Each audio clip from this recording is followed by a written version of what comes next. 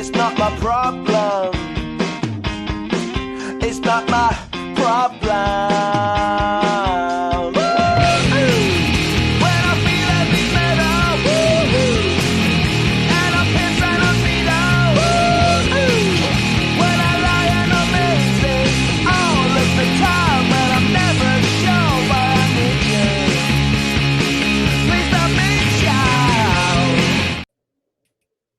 All right, it's great to be back. Prospect Podcast today, Tuesday. Nice day today here, at least. Although it looks like it could maybe rain. Looks like it might be sliding in. I see a little bit of clouds now. It was like super sunny before.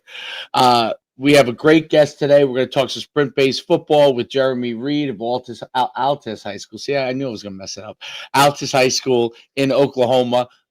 Before we do that, I have Coach D to my left, as always, on the Prospect Podcast. And as always, we're discussing some of the most important things within the high school coaching, college coaching space, and sprint baseball football is one of the big topics in developing topics within not just sports, but football primarily, especially with the rise of Tony Holler and the Track Football Consortium and all those kind of things. And social media has kind of started taking that by storm, and we've had it. We had Tony on. I don't know. It's almost like a couple of years ago now, right? And twice. He's been on twice. He's been on twice, and we've had a lot of guys that have been a part of that system in one way or another, implemented in different ways. So we're excited to talk with Coach Reed about it. Coach Reed is not just coached at the high school level; he's also coached at the college level.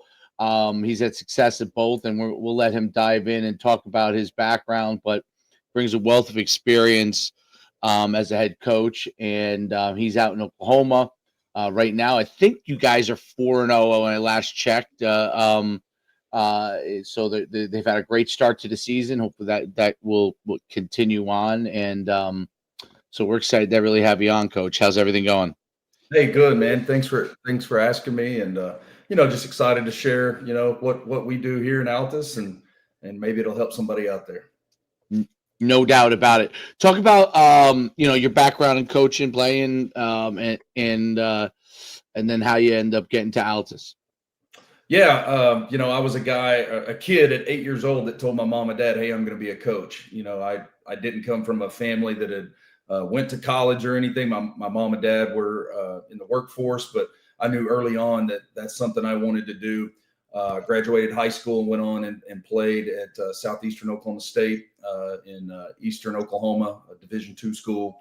And then my first coaching job was at Charles Page High School, Sand Springs, Oklahoma. It's a 6A school. In Oklahoma, we have 6 divisions, and got to be a part of a staff that inherited a team that was 0-23 and was the offensive coordinator. Had no business probably doing that right out of college, but was given that opportunity. And we were able to turn that thing around pretty quick, going 4-6 the first year, 4-6 the second year, and then at the beautiful age of 24 was offered a head coaching job, and I thought I had all the answers and figured out real fast I didn't have any of the answers, and went to a school that was transitioning from Class A to 2A, and we went 6-4 but missed out on the playoffs.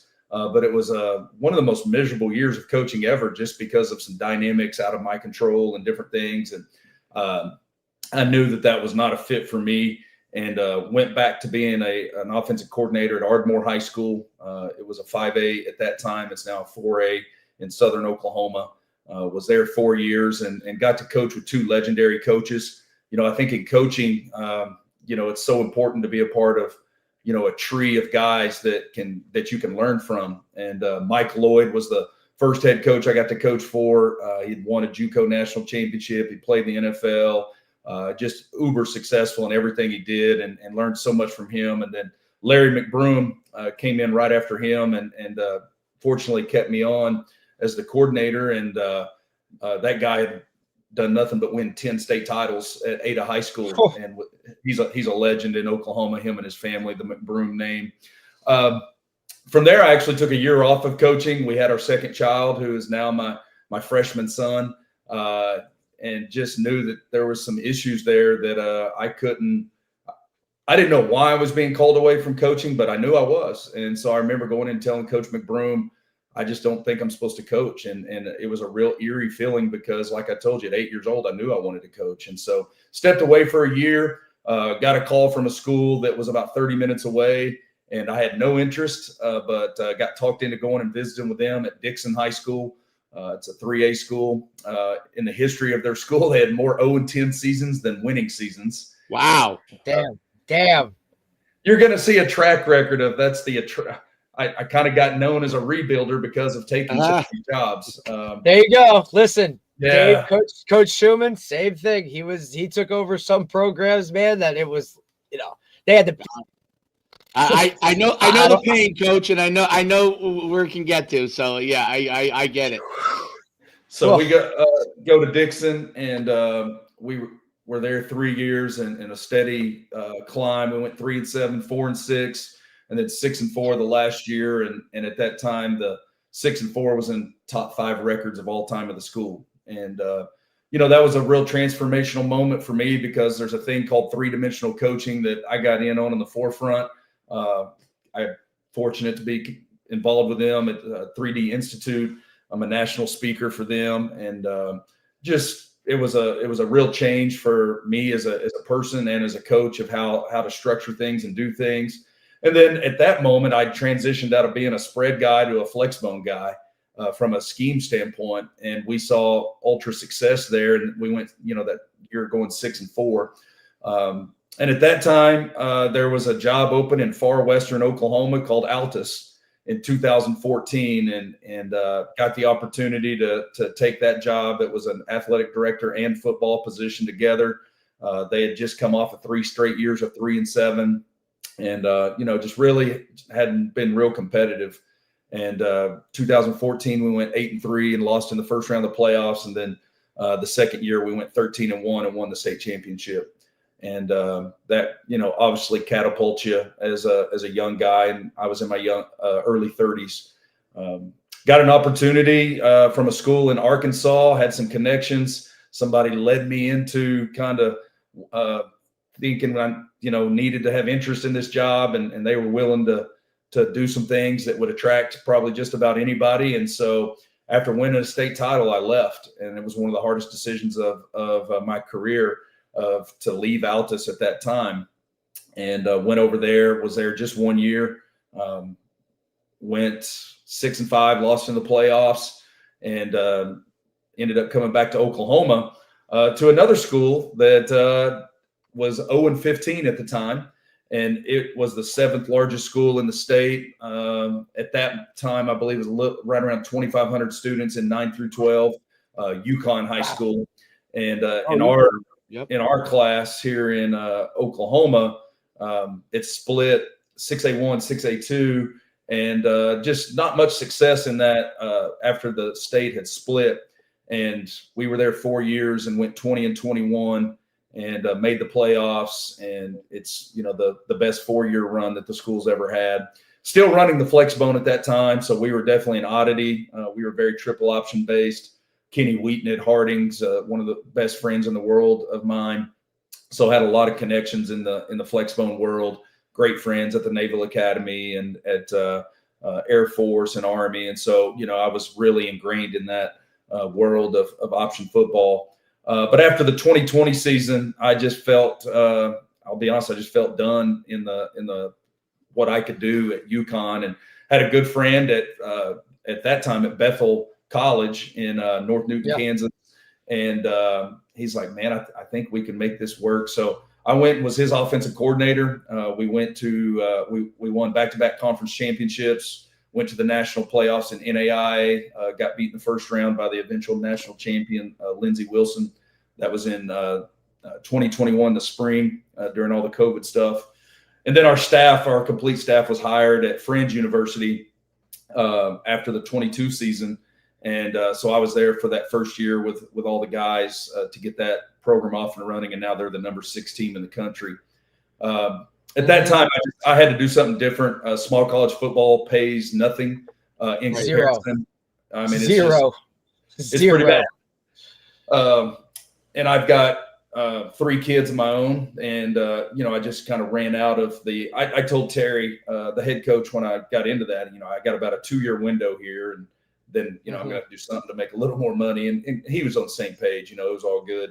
So I had to make a decision. I had some opportunities out of state in Texas. And then there was this job in Oklahoma in Altus, America again. And so ended up coming back to Altus in 23. We went 1-9. They had been, 0 and something before that. It was, I know they were 0-10 the previous year. So I think they were 1-19 coming into it. So we go 1-9. And then last year we kind of broke through a little bit, went 4-6. And then this year, we've played 4 games. We're 4-0. And so, it's just been, it's been an interesting ride from coming out of college and being coordinator to being a head coach at 24. I feel like everything I know is because some of the great people I got to coach for early on, and just tried to build on that as we go and use some of those experiences along the way, and feel really blessed to be in the position I'm at right now at Altus. As a builder of programs, as someone who gets that reputation, it's one of those things where there's a lot to that process, and from taking it from sometimes ground zero, right, in some of your cases, to winning the state championship. There's a lot that goes into it. Talk about before we dive into a lot of the sprint-based stuff. Talk about what some of the lessons that you learned in building those programs. Yeah, culture is a word that everybody uses, but very few have an intentionality to their plan. A lot of people have sayings and slogans and words, but you've got to be super intentional to build culture. You got to be consistent. You got to be concise. And so my model has been since 2011 is that 3-dimensional coaching. We're going to take great pride in building strategies, or if you're a coach, think of it building plays as a culture guy in how we do things. And I've used that model for a long time. I believe that kids still are best when there's a routine, when there's high standards and high expectations. And so I feel like I'm the same person, whether I'm sitting here in my office or if I'm sitting at home or if we're coaching out on the field. I think transparency is the biggest key to being a leader. If people don't know who you are and where you came from, it's really hard to follow you as a leader. And so everything I do as far as building culture is about teaching kids how to be a great teammate, but also teaching our staff how to be a great teammate. And so I think it's the inside out approach for me. It goes staff, then players, and then community. And it's those 3 layers in that order that I try to build very, very intentionally and consistently of how we do some of our daily and weekly and yearly operations as we lay out our year calendar, and everybody in my program has it come December for the entire next year. But it's all through that 3-dimensional coaching that I've referenced, and building out that plan and having a strategy for motivation. What do you do when a kid, needs motivating and, they're consistently late? Is it a late problem, or is there something going on at home? Right. What about that kid that's struggling with confidence? Every athlete at some point develops some type of confidence issue. Well, did they forget how to do the skill and need 1,000,000 reps? Probably not. But I can do three things to bring back that confidence. I can show them past successes. I can show them others of like kind doing the same thing. Maybe it's a teammate. Maybe it's another high school athlete. Maybe it's a college athlete. And then we're going to make sure we shower them with affirmation during that time of struggle. So those are 3 strategies or 3 plays I'm going to run when I see a confidence issue. And I can keep going through, team cohesion. Is it individual or is it group? And we need both to build the team. And so through all of these different models, I'm going to try to do that consistently throughout the year to build a culture that is giving back to each other, and it's others before self. And it's all the same coach speak that everybody says, but we're going to have intentionality to how to run those plays to make it real and not just something we talk about.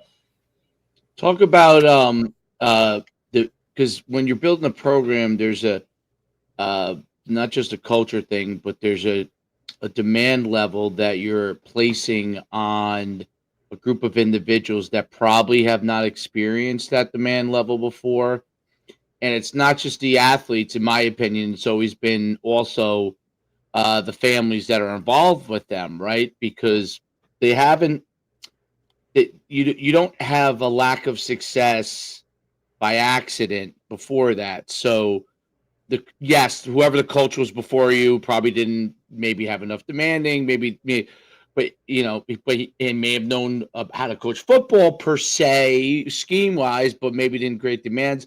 But part of it also could be, I always think that sometimes they didn't fight what was the current situation of the family culture, maybe with respect to sports, and the athlete culture with respect to sports. That's what I've usually found. It wasn't that they, as they kind of dig, it was like, oh, it wasn't really that I didn't know anything. It was that he didn't fight that part of it, right? And he wasn't willing to fight that part of it. And I always thought that was always, that might have been a skill set that I thought I had. I was willing to do that. I wasn't worried about what people thought about me. And you obviously want people to like you in order to build it. You got to have to, be able to have enough likability, but it's really respect, right? So it's really respect. And so what have you found that you've had to do to create that demand and develop those hard conversations that not just happen with kids, but also when a parent comes in and asks a question about, wow, there's a lot on this team. There's a lot of demands, right? And how have you handled that in the past? Because I found that that's been the thing that guys like you who build programs from the ground up do really, really well. Talk about that. Yeah, number one, I think you've got to figure out, are you going to be a coach that embraces parents, or are you going to be one that tries to push them away and just concentrate on the kids? And we all know examples of both. And if I'm being really honest, I would be a little more of like, parents, if you'll stay over there, I'll take great care of your kids. Don't worry about us. But in the last, I don't know, it's been a while, but I want to bring parents as close in as possible to make them feel like they are very much a part of the daily process. And the number one thing that you can do for parents is be a great communicator. I think if you are a great communicator, I think you alleviate a lot of issues that are very surface-based issues. And so easy ways to do that is, starting in the spring, I send out a weekly email every Sunday that lays out our entire week. And, I'm a very routine, structured-based person. So if I say practice gets out at 5:20, you can pretty much guarantee it's probably going to be right there around 5:20. And it's definitely not going to be 15 minutes past that. But to really lay the foundation, anytime I take a position, a new job, the first thing I do is obviously have a parent meeting and all that. But then the most impactful thing that I feel like I do is in-home visits. I set up a Google Doc and have a process for that. But that's really cool. That's really cool. And visit in the home and sit in their living room, or I've done it in the garage, I've done it in the front yard, wherever they're most comfortable. And I just try to put myself in their environment, because if we peel back the curtain a little bit with us as coaches, anytime parents enter our office or our field house or our cafeteria or our campus, realistically, that's our environment. Okay. That's not their environment. Right. And so just human nature, you're not as free to speak when you're outside of your environment. Okay. But when you enter their environment, their home, and sit on their couch or their love seat or their chair or in their garage or stand in the front yard, there's a difference in how they feel regarding if they're on campus. And so the on-camp or the in-home visits been something I've done since 2014. And it's not for me. It has zero to do for me. It's completely for that family to be able to sit. And when I do these, I have about maybe 3 to 5 things I cover in less than 10 minutes. And then it's simply, what questions do you guys have? And used to, I would schedule these like when I first started for 30 minutes, and I found out real quick, I couldn't get out of there in 30 minutes. No, because they wanted to talk about whatever they want to talk about. And I'll be honest, I've never had any bad in-home visits. And, this school here is a 5A school. We're about 950 kids in the high school, somewhere between 950 and 1,000. And when I got back here, I did 40 of those in the spring. spread out over obviously several weeks. They were phenomenal. And then I used social media to gain more, I guess, interest and get the buzz going in the community. I always take a picture at the end, just like a college coach would, with the kid, maybe the whole family, and put, hey, so-and-so has signed with the Bulldogs this year. Can't wait for their success. And usually I put a little more maybe personal, quote from me about that kid. Did the same thing at UConn. To me, those visits have been a foundational piece of setting the foundation of what may come later. So you do that when they're in 8th grade is when you do that. So 8th grade coming in 8th grade. I actually typically do an 8th grade signing day, 8th grade to 9th grade, and usually do the in-home visit after their freshman year. So Got the spring, okay. the spring of freshman year. Right. Okay. So like a rising 9th grader, right? Yes. Is that how the goal of my goal is to have no sophomore through senior in my locker room that I haven't set in their home. Got it. That's the goal. And go ahead. No, I was just roster. Typically, that's how many. It depends. From that, like at UConn High School, which was that's a monster, right? I'd have 150 kids 9 through 12. Yeah. So I'd have 80 something, 90 something kids 10 through 12. At this school, I'm about 45 kids 10 through 12. Oh wow. Okay. Yeah, so you're the same part as me. We're on the same size. So in Jersey they break it up into group sizes, right? So group 1 is the smallest, 2, 3, 4. There's 5 for football. My current school we're on the smaller side of a group 3, right? And so we're about 45 total, 10 through 12. Mm-hmm. So very comparable. That in-home visit, what it does, it does both things. So if a kid does really great things, like, it's really easy to contact that parent and go, hey, so proud of little Timmy. Cafeteria worker spilled all the food in the floor. They cleaned it up today.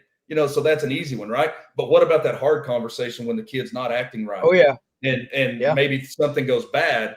It's a little easier to have the conversation from coach to parent and parent to coach after you've seen them as a real human.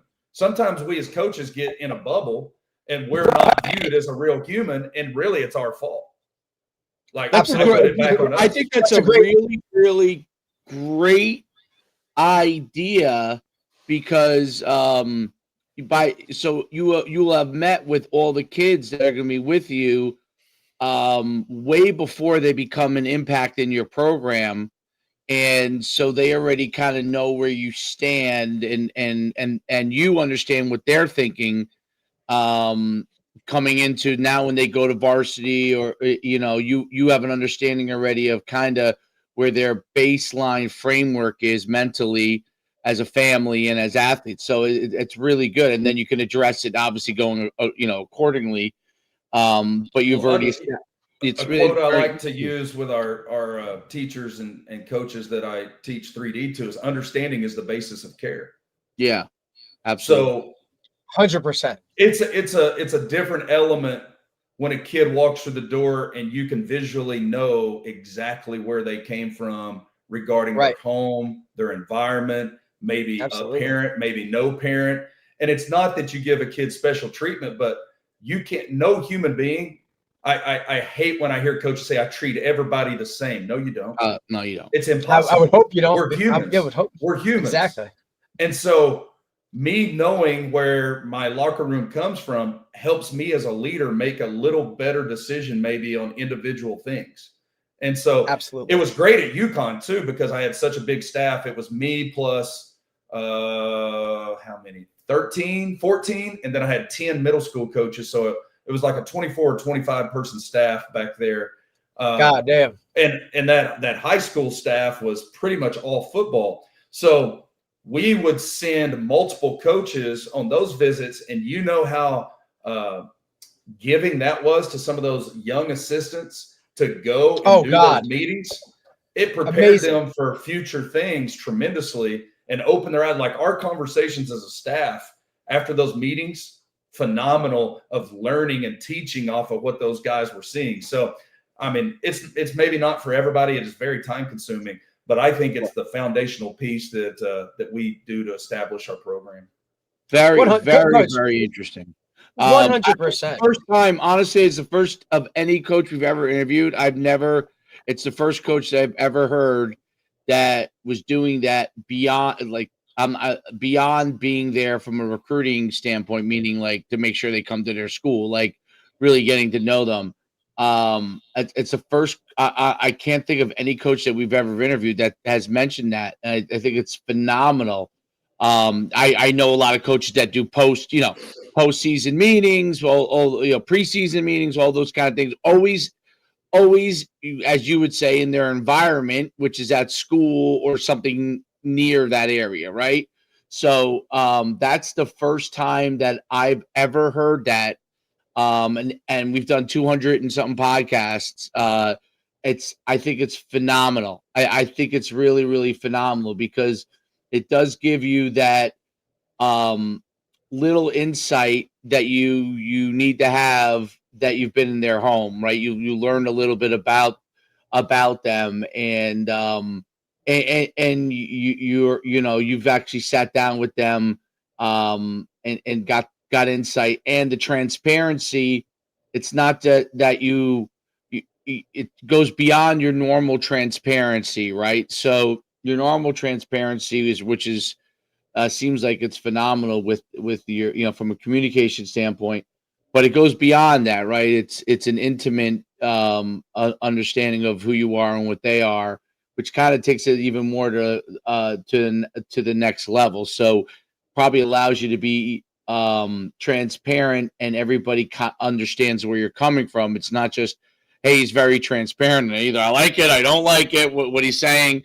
It's also, okay, I've sat with him, I kind of understand a little bit of his personality, and when he's being transparent, I understand a little more where he's coming from on one of these things or these topics.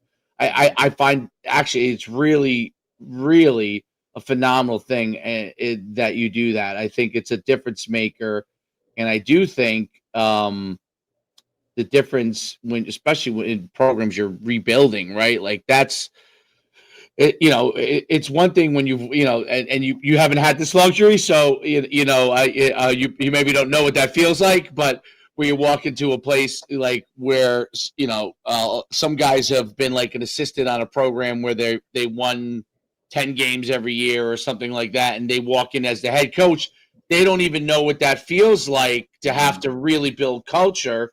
They just have to make sure they kind of follow the blueprint of the guy before, and at least from a culture standpoint, they don't have to they'll put their stamp on it, but they don't have to do too much, because if you follow that, you're probably in pretty good position. Whereas you've really had to take those things from scratch, and build that up, and be creative, and that's one of the, I have to say, like, it doesn't, I mean, to people listening to this, it may not sound like this creative thing, but just having coached for a long time and know so many thousands of coaches, I've never heard that before. Not that people don't do it. No one's ever, at least expressed it to me. You know what I mean? It's something they do. So it's phenomenal that you do that. I think that's, if I would point to the thing that probably makes the hugest impact, and all the other stuff you do is probably phenomenal, but that definitely, I think, is a major, major difference maker, because now the parents know who you are beyond, like you said, beyond being the football coach, because that is the hardest thing as a football coach, right? Because you want to have a relationship,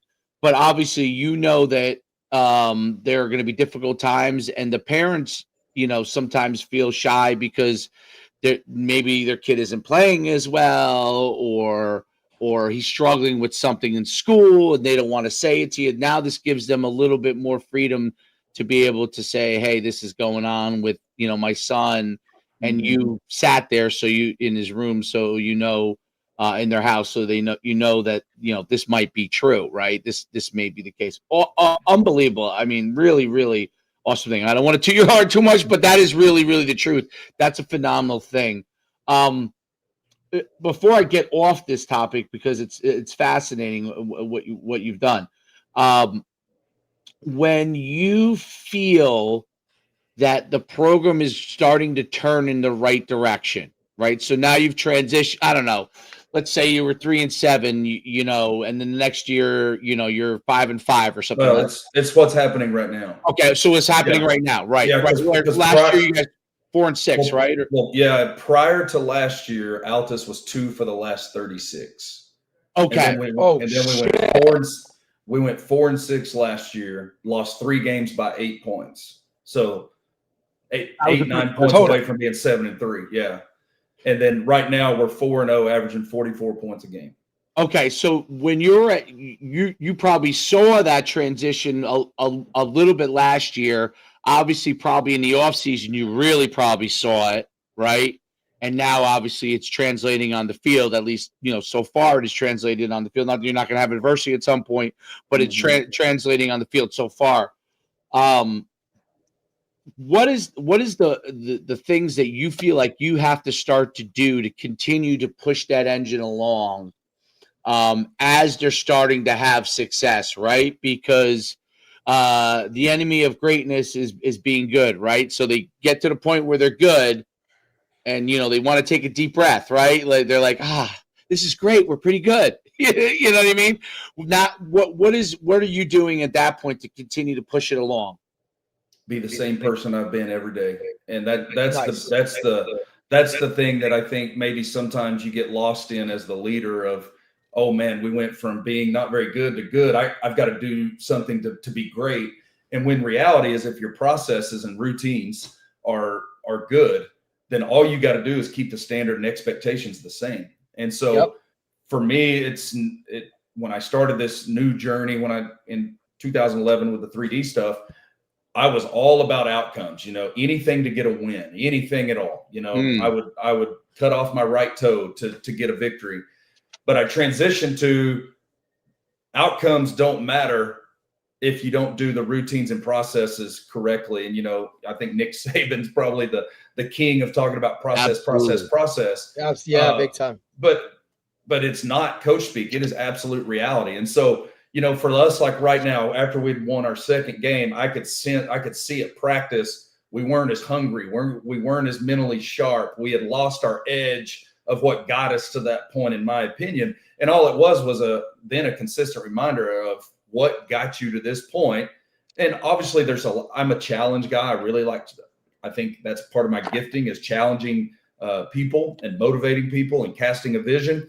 And so it was really good for us to go to that third game. And I told them after our Wednesday practice, guys, you have not practiced well. Do not be surprised when you don't play well. We may get beat because of our lack of edge and being hungry this week. And sure enough, we go over to a team that it was improved, but we're down 28-21 at halftime, and didn't think that should be the case. We ended up winning by 2 touchdowns in the second half, but at halftime, it was a great opportunity to say a little bit of "I told you so." And then we come out this last week in the first district game, and we come into halftime, and I think it was like 42-6 against an opponent we hadn't beaten 6 years.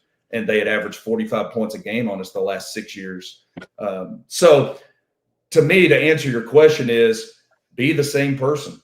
I'm going to challenge. I'm going to motivate. It may feel or look a little different in the words that day, but every Monday through Friday's got its own little niche in my world. Right. And my job is to keep that consistency and keep those very few reminders at the forefront of what we're trying to get from our team. And it's all about our teammates. Be a great teammate. If you're a great teammate, you got a chance to be a great human being. If you're a great human being, we got a chance to win football games. And obviously we're very passionate about X's and O's, but it's not the biggest passion of ours around here. Our biggest passion is to build a culture that is unbreakable, even in adversity. So like you said, I've seen this coming. Last year, we lost 3 games by 8 points. And that was a phenomenal group. My oldest son was a senior last year. He was an offensive lineman. He's now in college. And I was very in tune with that group, but we just could not finish some important moments. What's happened this year is we've been behind numerous times, and there's been no flinch. Well, that's a building, in my opinion, and absolutely, people don't have to disagree. That's a building of the culture of the belief and the taking away, I pick a book every offseason to do a study. And this year was Twin Thieves, Fear of Judgment, Fear of Failure. And we went through that, and it was the perfect book for our team, because our team has feared, what if we get beat? What if we put in all this work? The expectations you're talking about, we put in a lot of time. Is it really going to equal success? And so that book, The Twin Thieves, was a perfect book for our winter book study to say, you know what? It's not about the fear of judgment and the fear of failure. It's about pouring into each other, and it's about driving forward. And so, to me, it's not a very fun answer, but it's being the same person. No, it's a great answer. And to build on that, my kind of follow question on is, and we didn't want that to happen this season, but let's say last season, when you started to make great progress and then you had a setback. I don't know, you lost the game that maybe you thought, we could have won this game, and then all of a sudden we were starting to, like, one of those 3 games that could have been made you guys 7-3 or whatever. What were some of the? Do you ever go into all right? You know what? I need to tweak. So I need to be consistent on who I am, because you already talked about that. But we need to tweak within our practice this, and this, because we're not getting. We got this far with what we're doing. Now, we might need to do this, and this now in addition, or change this out. Do you do stuff like that? Very rarely. Okay. Our practices are so well thought out way prior to the season. Now, there may be a weekly adjustment here and there, but I'll be honest, not very often.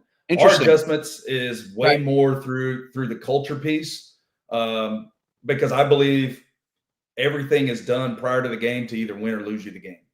And so X's and O's, in my opinion, has not got us defeated in any of these, but maybe the discipline of not doing the right assignment or jumping off sides. Execution. Well, to me, To me, that all ties back to how many of you were late. We said to be here at 7:40 and you're here at 7:42. How many of you 100%. Don't have your lockers, like we've talked about, where your blues are hanging on the right side and your girdle's on the left side and your helmet's facing out?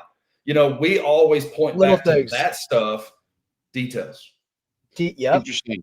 Coach, I it's just, it's literally, and it's hard, right? Because they're teenagers, they're this, right? But it just all goes back to that piece of those in-home visits and that individuality of, look, you're already going into it with a picture of each one of these kids coming to your program like, hey, we're going to have to be on this one a little bit more because, look, maybe you don't have a washer or dryer at home, right? Or, hey, this one, look, it's mom only. She works at night. He's got to watch his baby sister, right? Like, you're understanding that. And it works both ways because now the parents and the kid, hey, this guy's not just my coach, right? Like, he just doesn't, it's not only about whether I can tackle that guy or if I can chuck this thing all over the place or how fast he wants me to be a good human and help me with what most people don't even know goes on behind closed doors, right? So it's that, I think that is where it all starts, of getting those guys in tune with stuff that doesn't even matter when it comes, like, ball's the last piece of it. I need to know who you are as a person. And now when we start to get into it and we have this culture of, hey man, they know that you have their back or the other coaches have their back. They're willing to a little bit more when practice is hot, right? Or to pay attention to those finite details, right?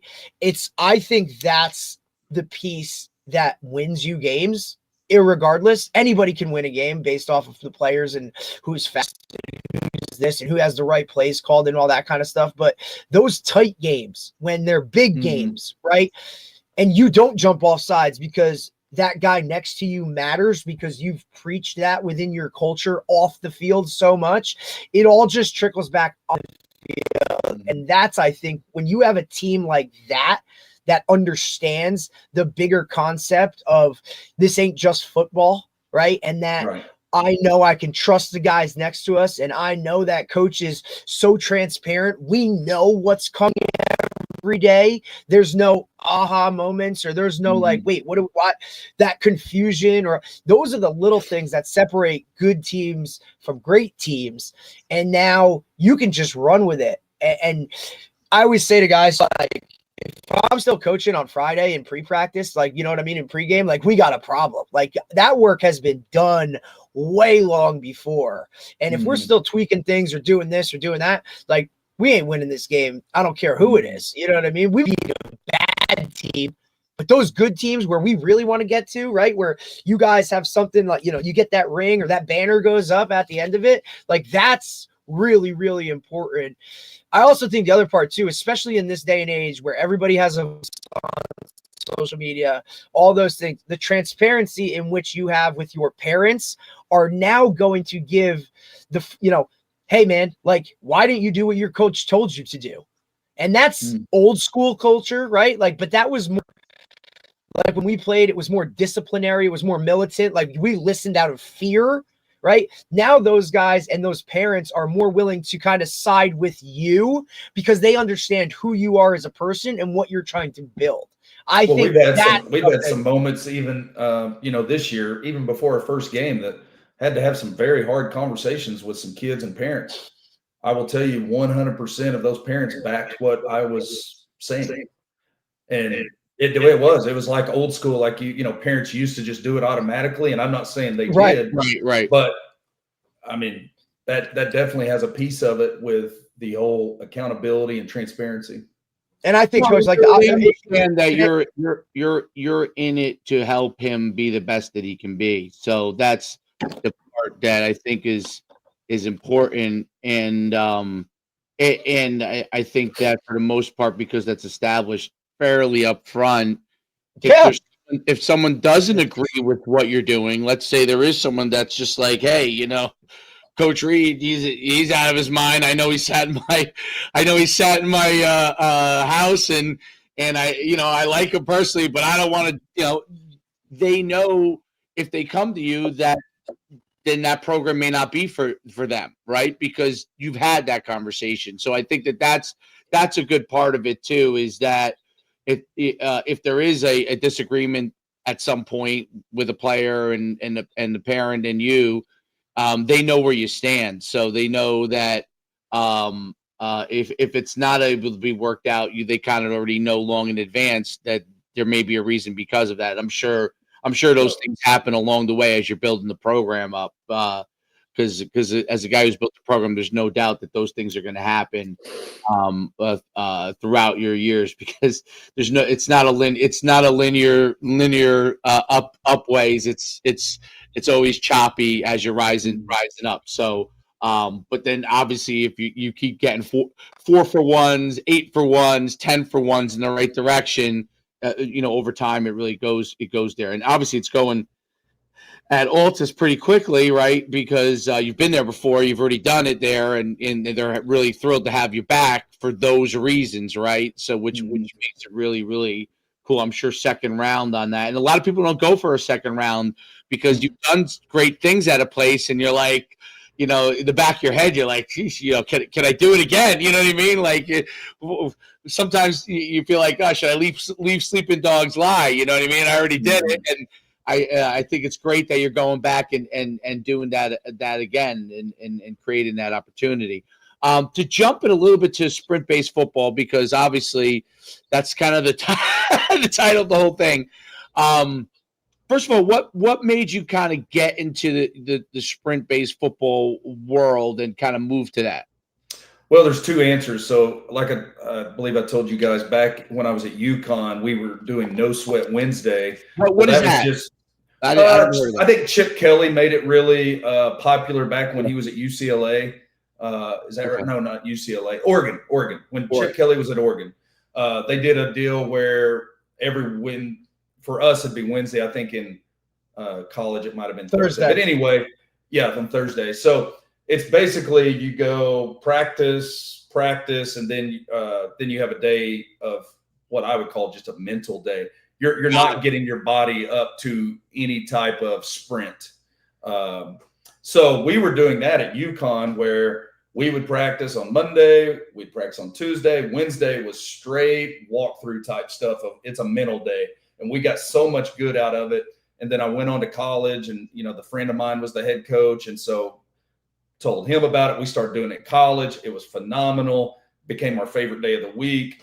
So fast forward to the second answer, which is coming back to Altus. Like I said, they've been really, really poor in the win-loss column. And I just kind of looked around, evaluated a few things, not a lot, but I wanted to put a priority on speed just because of some things I had, done along the way. And so, did some reading on Tony Holler's stuff and reading a bunch of his articles that he had put out, and decided to reach out to, just on a whim, to Brian Kula with Kula Sports Performance. And ended up actually, has he? Yeah, we've had Brian. Coach, we've had I'm telling you, we've had Mark Hoover. I mean, I could just go through it. Like, you name it. We've had him on. That's awesome. Well, Brian's a great one. We've been partnered with him the last 3 years. They program all of our stuff. So that's awesome.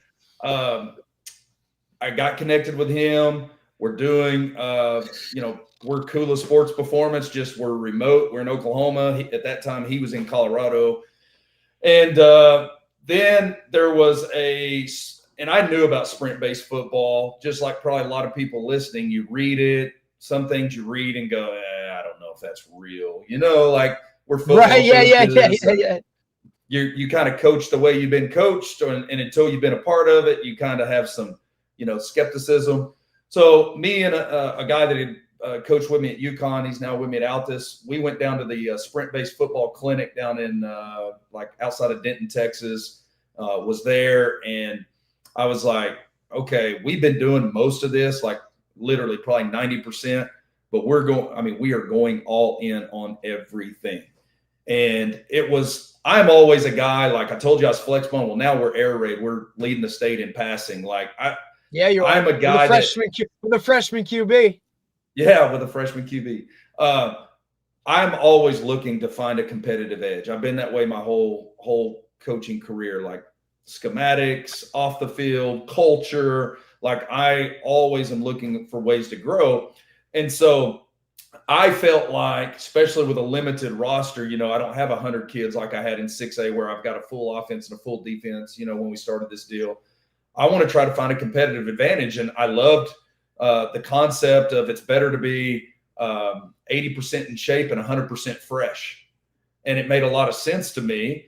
And so anyway, we just dove right in because we were trying to find a competitive edge is pretty much the short answer. And it has absolutely transformed our kids and the production we get, how we take care of them, their trust with us of how we take care of them. And then just how we've looked in second halves for the last 2 years has been totally different. Very, very cool. Very interesting stuff. What in the programming aspect of sprint-based football, like what are the most important things that you guys have implemented within it? Yeah, I think there's kind of a list of that. Number one, we're a big RPR team. We believe in doing RPR every day. There it is. We also, on game day, we circle up and, nobody says a word and we go through RPR together. At practices, we're now in down the road on it. Our kids RPR on their own before we go outside. You'll see kids, if we're like working out in the morning time, because we get our kids first hour weights and then we get them last hour for athletics. And that's amazing. That's really awesome. You'll see our kids in the weight room. Yeah, it's phenomenal. You'll see them RPRing on their own. Like they're now bought in. At first, it was like, what is this stuff? But then, what is it?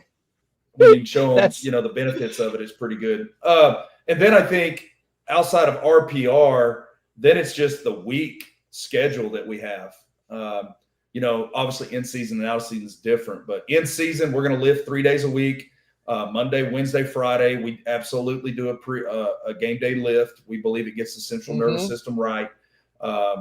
But Mondays are going to be our max velocity day. So Yesterday our guys are out there getting 2 flying 10s, and I'll go ahead and go through the week. Wednesday's our acceleration day, so that's what we call our 5.15s. And then Friday we're measuring our vertical jumps, and so we're rank, record, publish, all that stuff.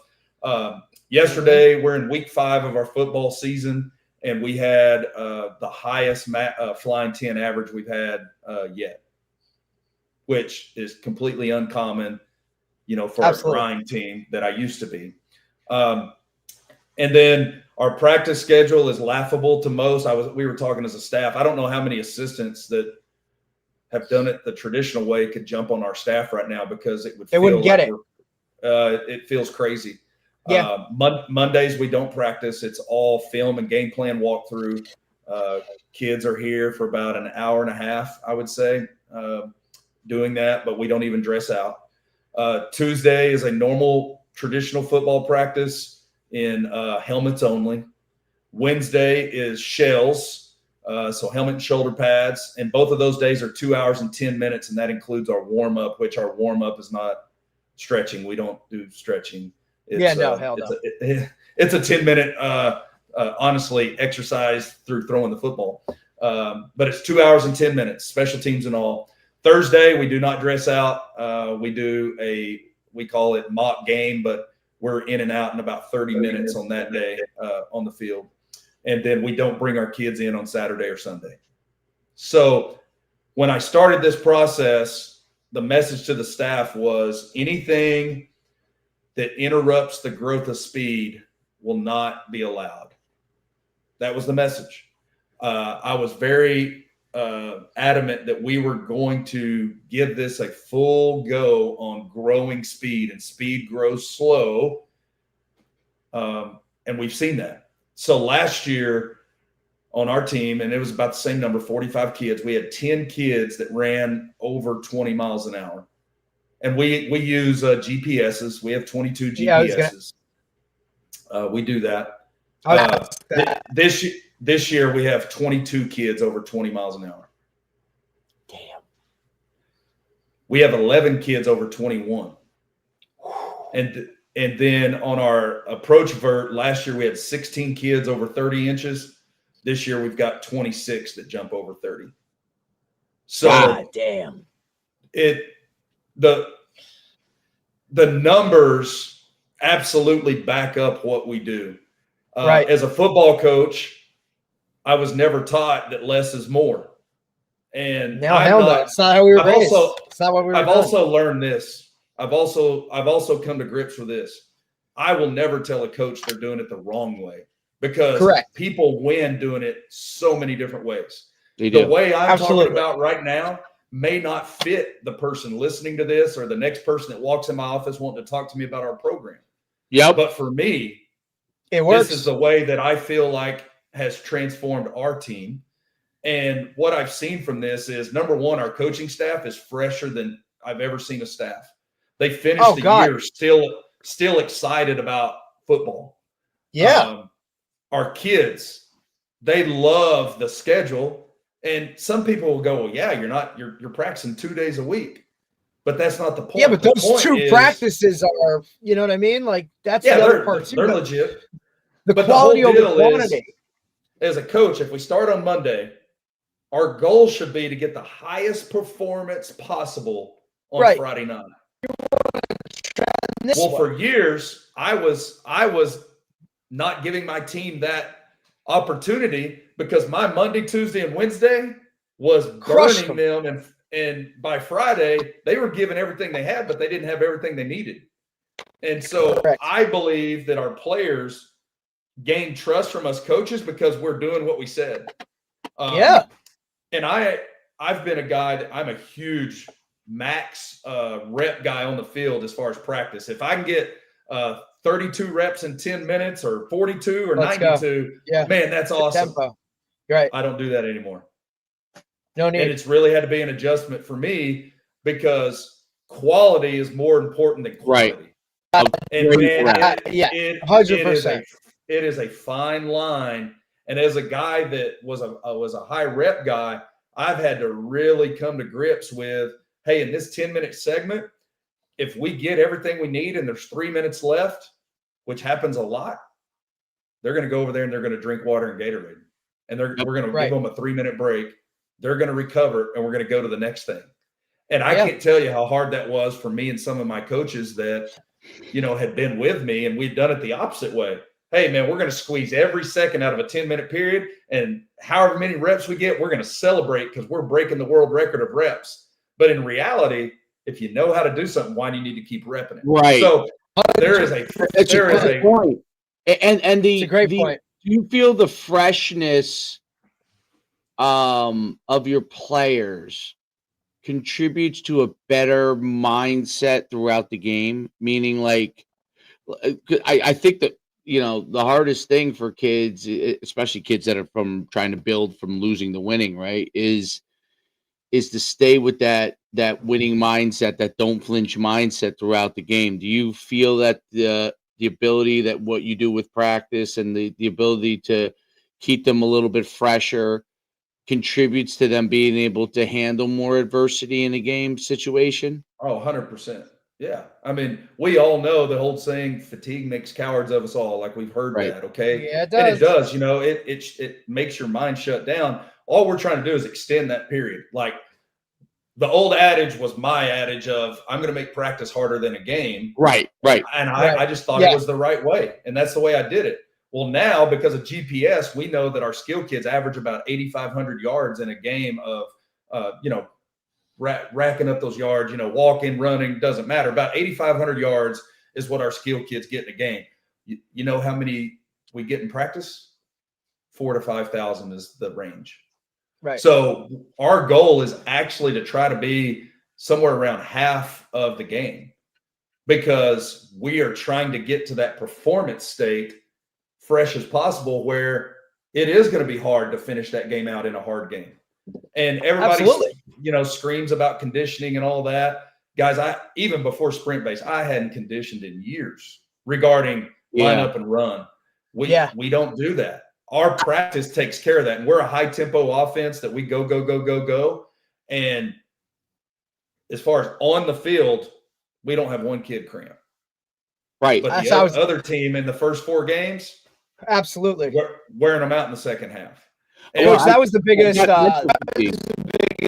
eye opener for us this year, right? Because we're not all in on it, but we dabble in it, right? In terms of all the sprint based stuff and right there. So it really, that's kind of what it came down to, right? This is year 2 of a takeover of a traditional program where I'm at now.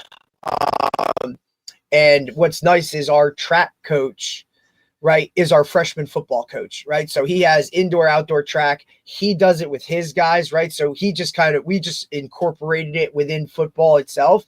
And that right there, that one thing that you talked about with cramping was one of the biggest tells for us. When we took over this program, it was, hey, this guy's a chronic cramper, or hey, this guy, they had problems with cramping, obviously. And it wasn't just, the first couple games of the year. It was throughout the season. Guys would just whatever. So we put in, a lot of the sprint based stuff. That was the biggest tell for us in our first games, right, of the season, when a lot of guys would, we look on the other side and, hey, it's a close game, and now their best player just cramped. Now he's out, right? Like, okay, what are we, and we weren't. And that was a big trust. Well, the cramping aspect of it, that was huge. The first game that last season, we're 100% sprint-based football. And, my coaches respect what I do a lot and trust me. But, man, there were still some guys in there that were like, man, I don't know about this. This is right. Yeah. Of course not, man. So yeah. We go to that first game, and we're up 2 touchdowns going into the third quarter, and we end up losing by 1 point. Well, every skill kid we had cramped in the third quarter.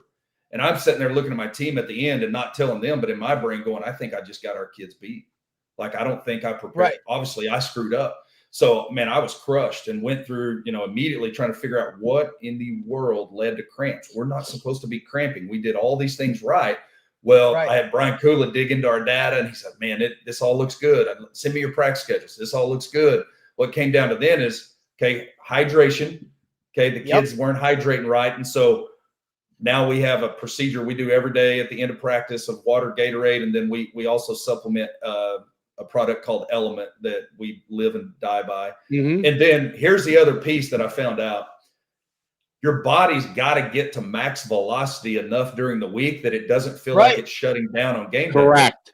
So your brain's job is to keep you alive. Well, your brain don't care if you're roller skating or playing football. That don't matter to the brain. What matters is I got to keep you alive. And if you're not getting your body to that max velocity, but yet you're doing it in performance, I didn't realize that. So our kids weren't getting enough max velocity sprints. And so now we know, okay, certain group of our kids, like our skill kids, they probably get somewhere between 12 and 15 of those in a game. Well, we've got to get half of those on Wednesday. And then our linemen are going to get probably 4 to 5. We got to get half of Wednesday's our acceleration day. So we know every Wednesday at practice, it's built in. It's nothing special. It's inside our practice. When we're going our opening script or whatever we're doing, we're telling kids, hey, remember, you got to open up and go right here. And so now we get that data back off the GPS. We look and go, hey, we're good. No cramping since then. But I'm telling you, if there was an opportunity to back out on sprint-based football, I had the opportunity after that first game because it was a nightmare. It was an absolute nightmare, but it was a me problem. Yep. Not a sprint-based football program, and I learned from it. We haven't had a problem since. I realized that, and I also think that's with my young kids, the 10-year-olds out, because we've implemented the program, and as you've been going through, and like we practice, like I don't know, usually around like an hour and 45 minutes, not super long. It's young kids, but we implement the sprint-based football program, and what I realized we've been rolling, and we lost the game this week, and we kind of struggled in the second half. We were leading, but it was finally another team that was very good, right? And I realized that there was a mental fatigue level, and we talked about it. And what we realized, I was like, it's not that they're not in shape. Like, we don't want to dive off of the thing that's been getting us really successful. What we realized is we were not doing enough full out reps with our guys, sprint based on plays. So meaning like the guys who were the skill guys, the linemen probably got enough of it. Okay. But it was our skill guys that were stuck because you're giving them the ball more, right? And all that kind of stuff. They have to run long. And I realized we didn't get them enough because I saw the guys who really started to struggle is when you needed them to carry the load more was the skill guys, right? And we talked about it after, and we're like, we got to get them more full speed, full reps on it. It's not, and so they have those reps at full speed, because if they don't have enough of them at full speed, it's not I don't want people to think it's a plethora. It's just what you're talking about, that 50% threshold, enough of them, they weren't getting enough of them at full speed. And so it's something that we can fix with them pretty quickly. And that will hopefully help them with the mental fatigue, and look, when you have younger kids, there are other things that sometimes come in. A guy hits you hard. You don't expect that, whatever, when they're younger. But for the most part, that's what we kind of like, that's what we're missing. We were missing that. And there's one reason why I asked you the questions about like when you're rolling, you know what I mean? You're hesitant to like, you're kind of, we realized our practices wasn't as good the last week. And we're like, we were worried about it. It wasn't until the second half of that game. And we were like, done. We're like, and we talked about it after. That's what it is. That's what's missing when we're playing a team of equal caliber or maybe even slightly better. Right. And that's what we were missing. And I think that's what sprint-based football allows you to do if you take your time and assess this properly like you did with Kula, and you need somebody to talk to about those things. Like you need a guy that is in either your staff or other guys that agree with you that, hey, this is the direction we're going. Let's figure out solutions to it instead of throwing it in the garbage, right? You know what I mean? Mm-hmm. So, but I think that's a really, really important point. The full speed reps specific to what their position needs is really, really critical, because sometimes you work to what the lineman's denominator is. You look at your lineman and you're like, okay, they got but you don't realize that like the wide receiver probably needs another 5 full speed reps.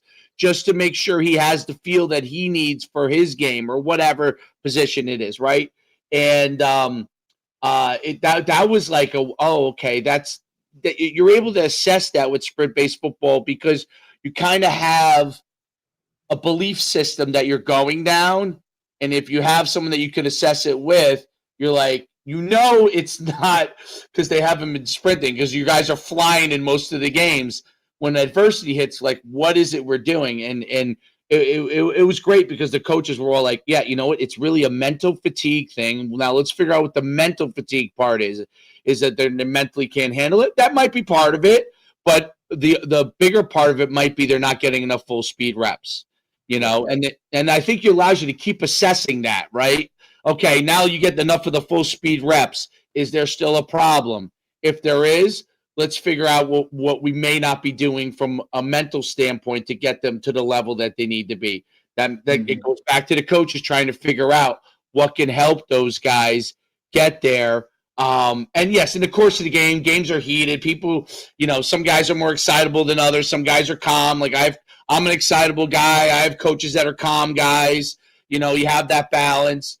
But I always say, like, all right, after the heat of the game, after how you feel about everything, now let's get a real assessment, because the immediate assessment, if you lose or at the conclusion of the game, is really not always exactly what it is, right? And you need to get a little clarity after. But I think that was a very important point that you brought up. The full speed reps that are needed for the position to be able to have them where they need to be for the game. And it doesn't mean running 100-yard sprints. It means within the framework of the football practice to do what they need to be. Am I correct? Yeah, and most football practices that I used to conduct and been a part of is you're in that 70 to 75% range of your output, because you're human. You're saving yourself knowing I've still got this much practice to go, and coach is going to run me half gassers, full gassers, whatever at the end. And again, I'm saying I used to do this. So like, I'm not talking bad about anybody. We all do it. No, we all do it. Yeah. But now our kids understand the routine of what we're doing, and they don't have to save themselves, And so if you never get out of that 70 to 75% range, but then you're asking your kids to get to that 90+% range in a football game, that's a big difference. That's a huge difference. And that right there alone, when I started listening to the guys that were so smart talking about it with Tony and Brad Dixon and Garrett Mueller, I was like, yeah, that makes a lot of sense to me. And we haven't looked back since that. And I don't think you could convince me any other way to operate a game week than what we do right now, because our coaches are happy, our players are happy. We're 4-0 right now. You're happy because you're winning, but let's go back to last year. At this point, we were 1-3 this same time last year. But I can tell you the same things were going on regarding, we enjoyed going to practice, we're healthy, and in 2 years we haven't had a soft tissue injury. That was going to be my next question, Coach. In 2 years, the last 2 years, I've had no concussions, zero. And that's obviously a big. There's two things that, right? Everybody, show me the numbers, right? The data, right? Because everybody can see wins and losses and all that. That's the easy one, right? But now, if I'm digging deeper, show me the rock hard data that shows me increase in everything. And like you said, you look at your miles per hour, you look at your verticals, like all that stuff. Here's the actual numbers, and then injuries. Where is that, right? What are we looking at here? Okay, well, look, like I think it was Garrett Mueller who's, hey, we've had 100% of our guys that started the season on the team, and when we were in that state championship game, every guy on that roster is dressed and ready to play. Now we've had broken bones, unfortunately. That's not anything to do with sprint-based football. That is what it is. Yeah, the soft tissue stuff has absolutely disappeared. Right. And you're talking too, like you look at a roster of 45 guys, right? That one injury, that is a soft tissue and keeps the guy out for, 4 to 5 weeks. That's your season. That could be, hey, now I got to play somebody who's not ready yet. He will be, but he's not yet. You're putting him in a bad position, or you got to, like, you need every single guy on that roster to have a role and play significant stuff. That one injury could now derail everything and all the work of the others just based off of that.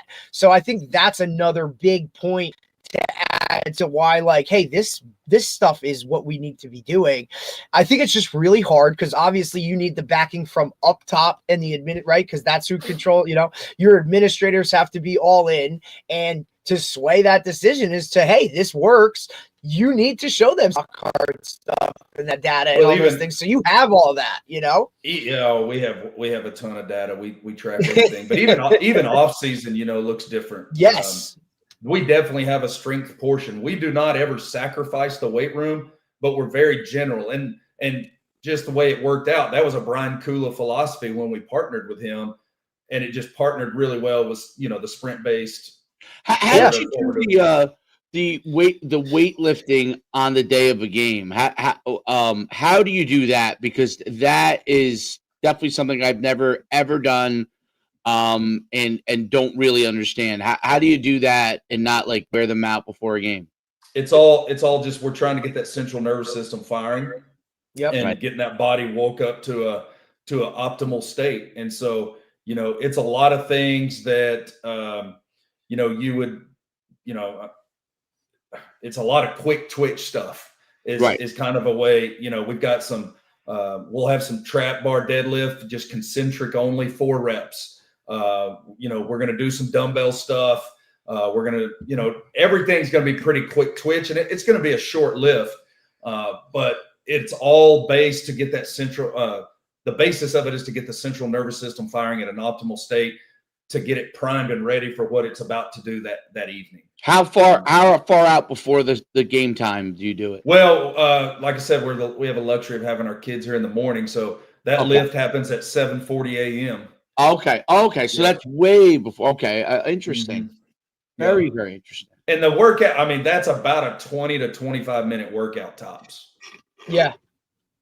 Yeah, it's interesting too, because like it's very comparable. I mean, like, so what we've done like this year, it's kind of, we're still in that test in the waters phase, kind of. So our freshmen do the game day lift, right? And we've seen it just, I mean, who needs warm-ups at that point? You know what I'm saying? Like, yeah, you need to go out and throw a football, you need to fire whatever that is, but those guys are rocking, ready to go, because we looked at some of the data that we've tracked the last couple of years, and we're a quote slow starting team. Well, why is that? It's because they don't get going until midway through the first or after a series or two, right? So to kind of move that needle a little bit with the game day lift, get them kind of going, right? We've been a fast starting team now on the front, you know what I mean? So the experiment is working, and it's showing and tracking everywhere where we need to go.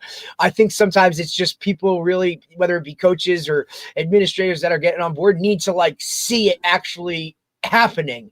And now that they have, it's like, hey, all right, if this is the way you guys want to go, like let's go, because obviously you guys, we trust in what you're doing, and now we have now physically seen it, and the product is what's on the field, so let's roll with it. So and it's definitely important.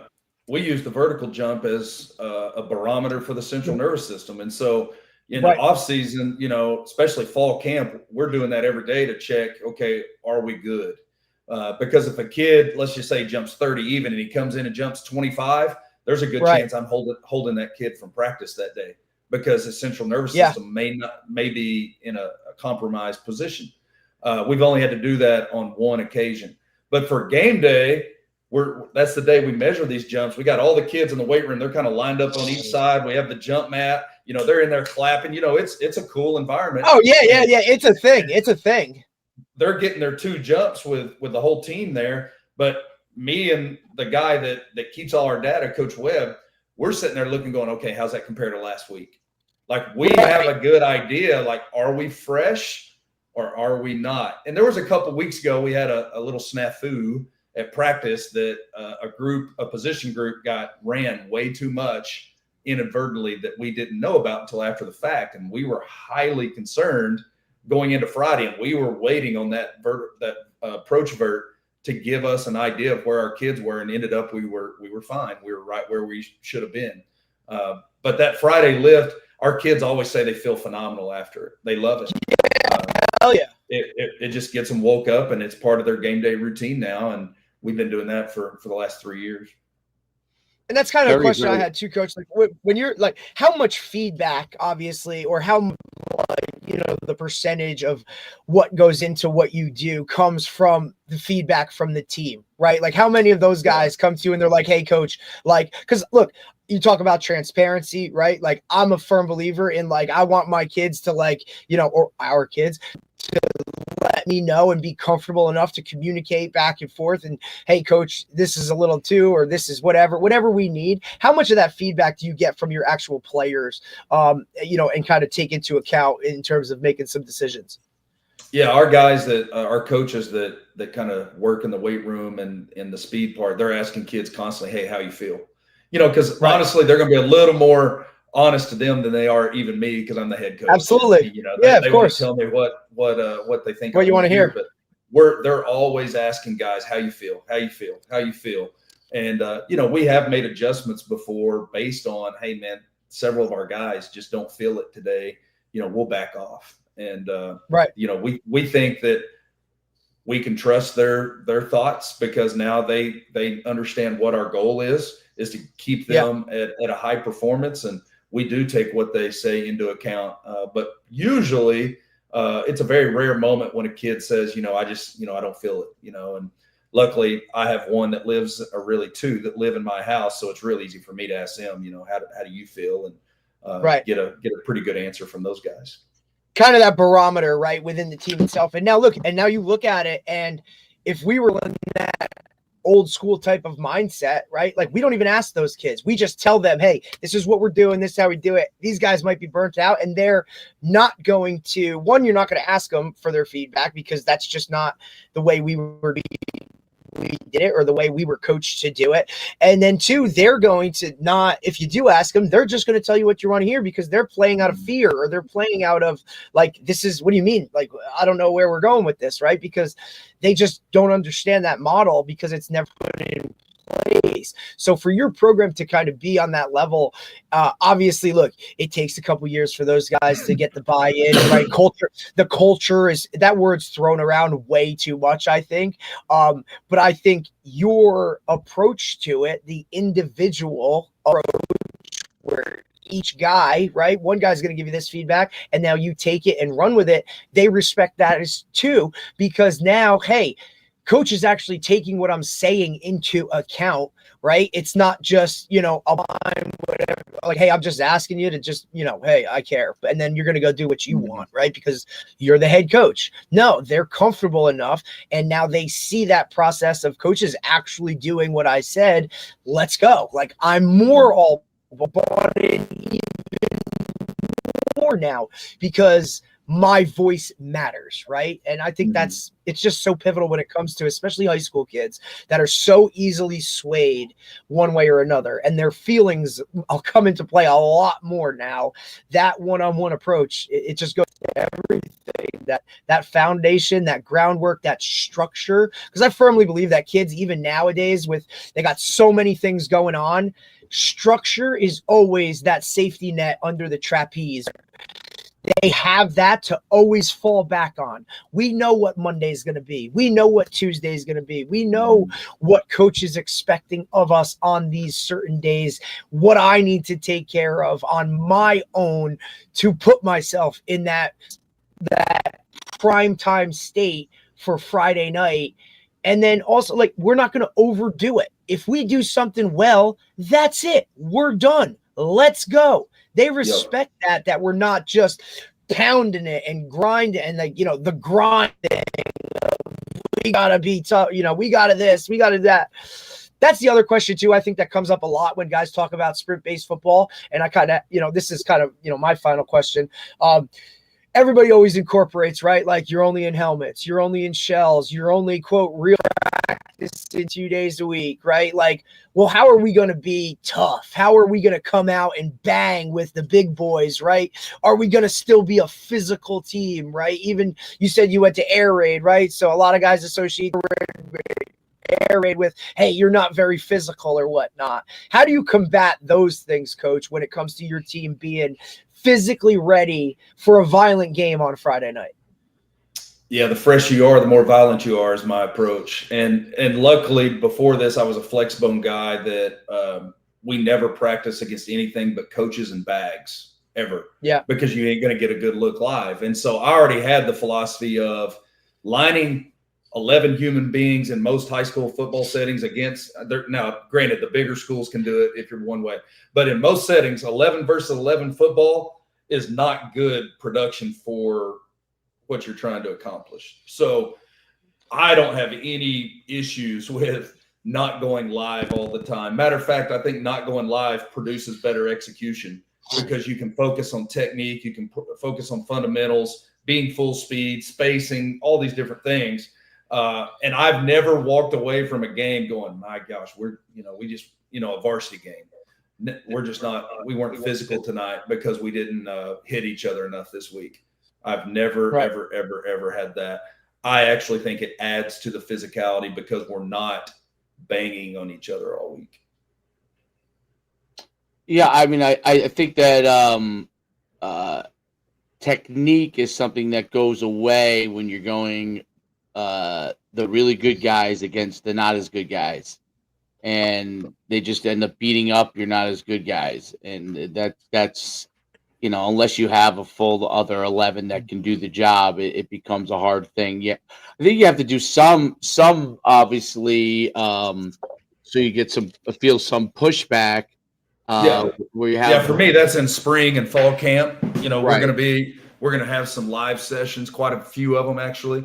But once we get in the season, I don't feel like we need it. You're trying to keep them healthy and you're trying to keep them moving fast. And I think that's an important part of it.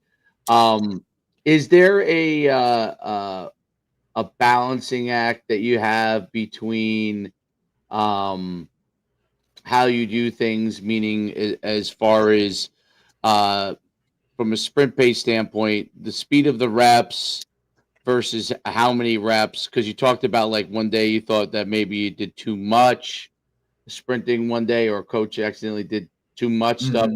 What is the balancing act of that for you? Well, when I first got into this, like probably everybody, I wanted, Brad Dixon or Garrett or somebody just to hand me a book and say, do this. And don't we all? What, and they use the phrase, you got to build your own recipe. And, right. At the time I was like, yeah, whatever. You're just making everybody work for it a little bit. But now I can 100% say you do have to build your own recipe because not every situation can be the same. How much my skill kids may have to run in the air raid may be different than in the single wing or the wing T, or, there's just a lot of variables that you've got to So I feel like, to answer your question, we've dialed in on Tuesday and Wednesday, our two practice days, for each segment that we do, because we're very routine. It's the same Tuesday and the same Wednesday every week on offense, defense, and special teams.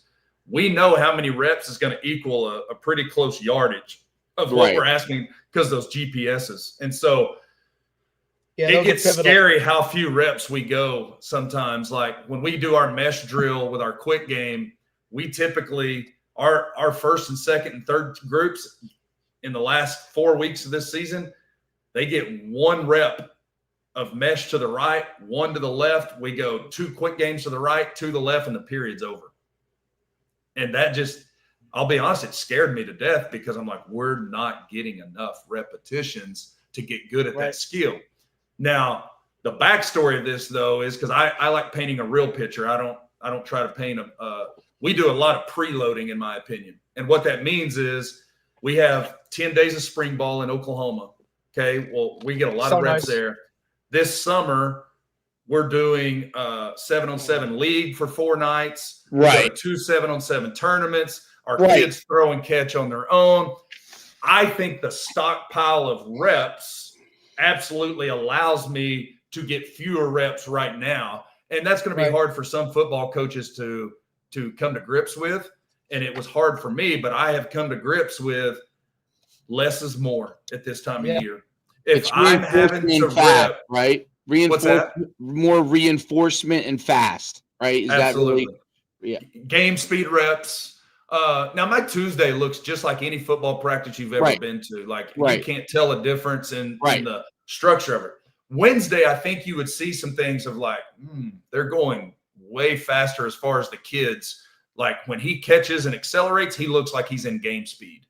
I think you'd see a little difference on that day, but still, even the naked eye may just look like a normal practice. It's not this big difference. It's understanding your recipe of your load, your max velocity versus acceleration, and what it looks like getting your high reps versus, the whole balance of how many reps you get. To me, that's the cut and dry of it. And I can't tell you how it looks in your program or any other guy, but I know what it looks like in mine to get it right for a Friday. And honestly, it takes some time to get what that recipe is. Like, it's not a cut and dry, like do this or do that. It's very much individualized, as long as you stay in the core principles of you got to have some max velocity, you got to have some acceleration, and less is more. Don't try to burn them today and bring them back tomorrow and get good out of them, because it ain't going to happen.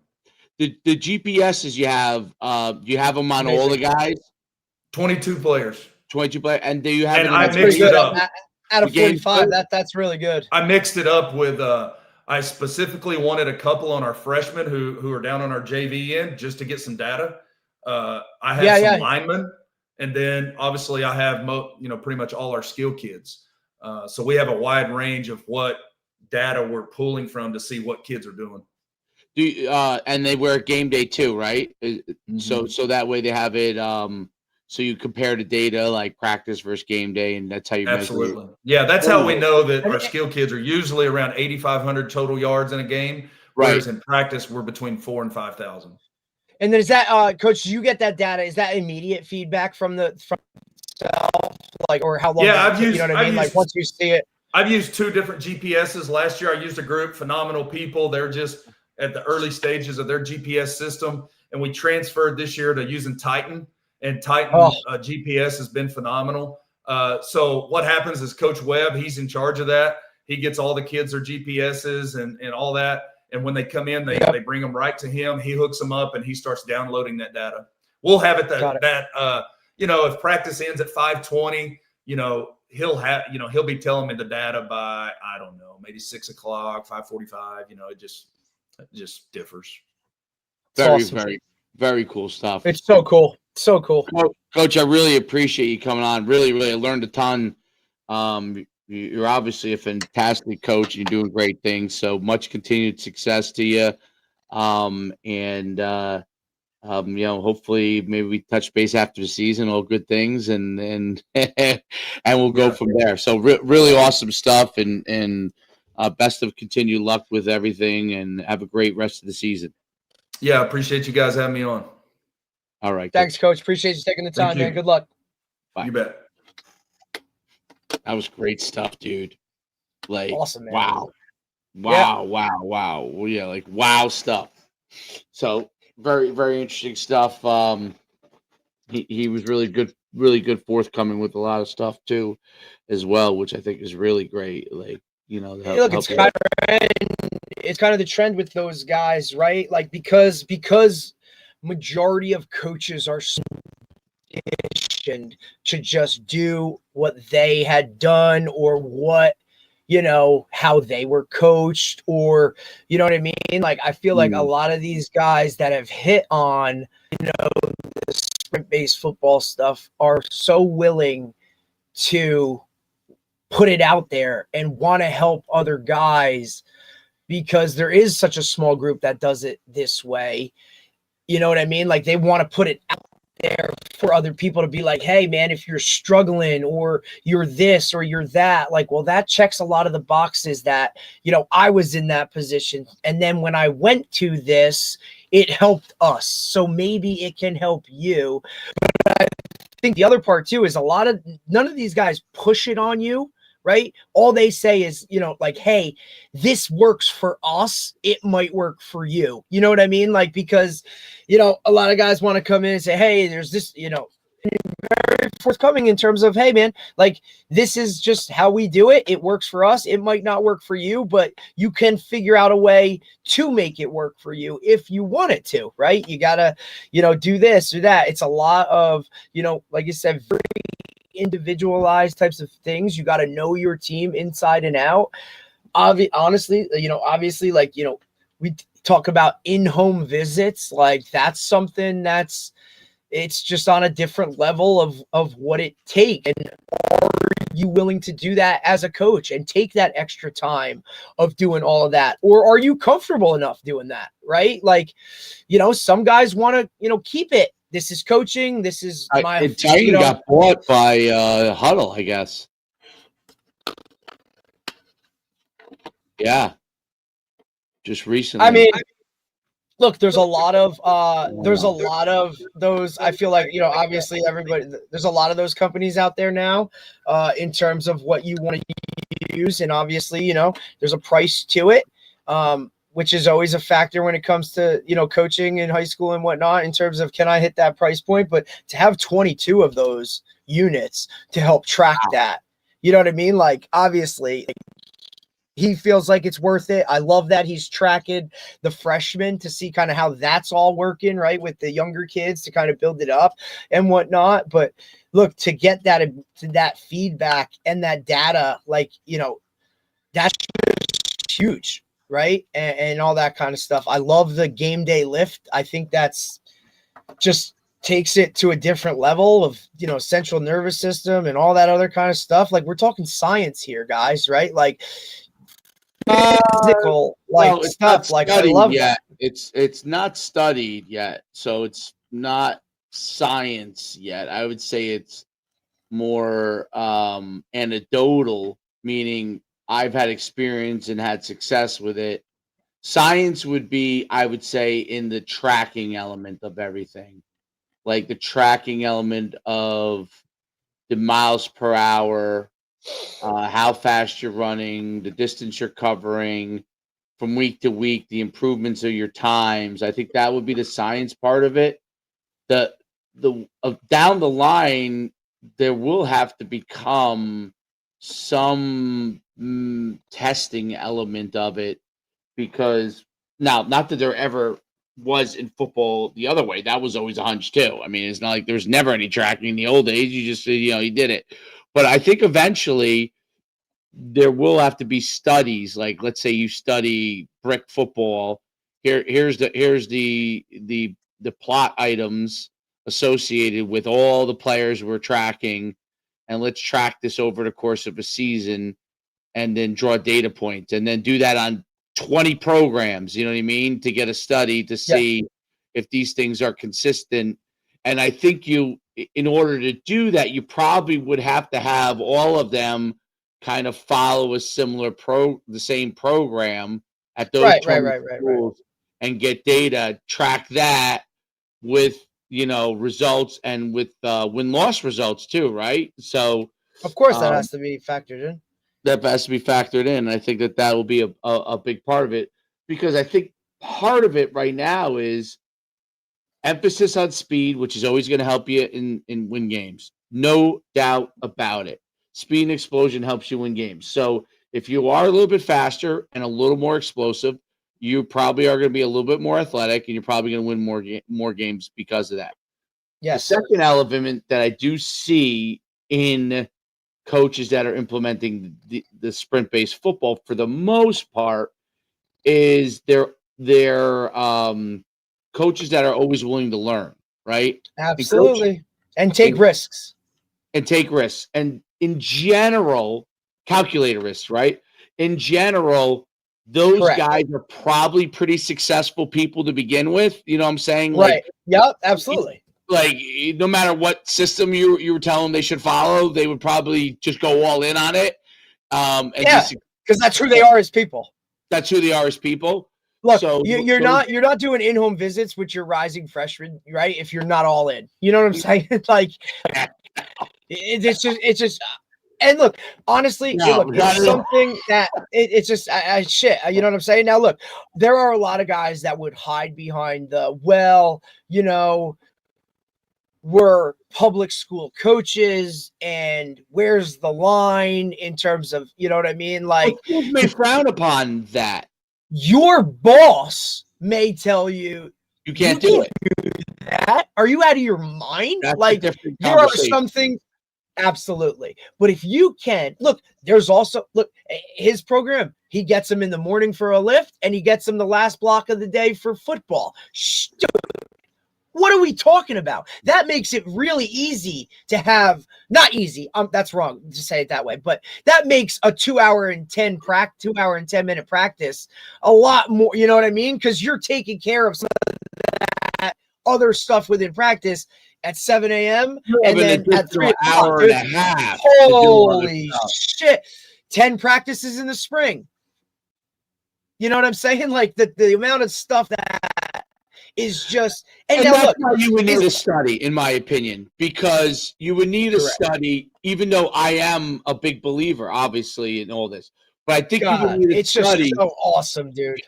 The more advantages you have in your program, meaning blocks of scheduling, all those kind of things, advantageous weight rooms, tightened systems, the more ability you have to have those things, you probably will have a better chance for success than, I don't know, some school that has nothing, right? Yes. And they only have a guy for an hour and 45 minutes, period, including the lift, or 2 hours, including the lift, so that would be different. That would definitely be different. But I think as a whole, yeah, I mean, I think that the guys that are willing to do this stuff are also probably innovators. I would love to see a study, because I see a lot of stuff. Like, I watch a lot of Tony stuff, and as like, obviously most comments are favorable, but there are a lot of coaches that challenge it when I see in the comments. 100%. And oh God, yeah, dude, because it's against a lot of their valid points. Absolutely. Which is always the argument. Yep. They have some valid points. And none of it really has to do with hitting, because I don't think anyone ever challenges from a hitting standpoint. It's more along the lines of, how do we know that this stuff really works, and it isn't like I said, just a great guy who is a great coach to begin with, implementing or has great players, or they can do that stuff there because they have that time in the morning and the time in the afternoon, or because the program and the school is willing to allow him to go and have those in-home visits. But that's part of coaching. And figuring out ways to do that. Needed. I think a study is needed, because damn right. You take, everyone has to have the same exact time, the same system, the same, it has to be followed, and then you could go results, right? You start getting results, and see, and then you could say emphatically, same thing with the RPR. RPR is great. I enjoy it when I do it. Someone said you need more studies to know how well it works with regular scientific data, right? And so it's just like, if someone says to me, which I believe in it, but if someone just says, "Oh, this is the way it works," and it just works, it's like, okay, I get that you feel it works. Where's the data on where it works, right? So we want to continue to get that data. Like, 20 programs do RPR. Those 20 programs had an increase in winning percentage of 20%. They had a decrease in injuries of 20%. You know what I mean? And start to get those things. Because when I go to the highest level, and that's the thing I want to know down the line. When I go to the highest level, when I go to the NFL, okay, I want to know what guys are doing this, what guys are not, right? And they're all in the NFL. They all have similar practice schedules, right? So, does anyone do sprint-based practicing? does anyone do within their time schedule? And because they all have the same exact rules, the NFL, as far as how long you're allowed to practice, how much contact you're allowed. Everything's exactly the same at the NFL from every team. Right. Doesn't mean the way they doesn't mean the way they practice is the same, but the number of time, they have a limited time window. They all have the same parameters because of collective bargaining.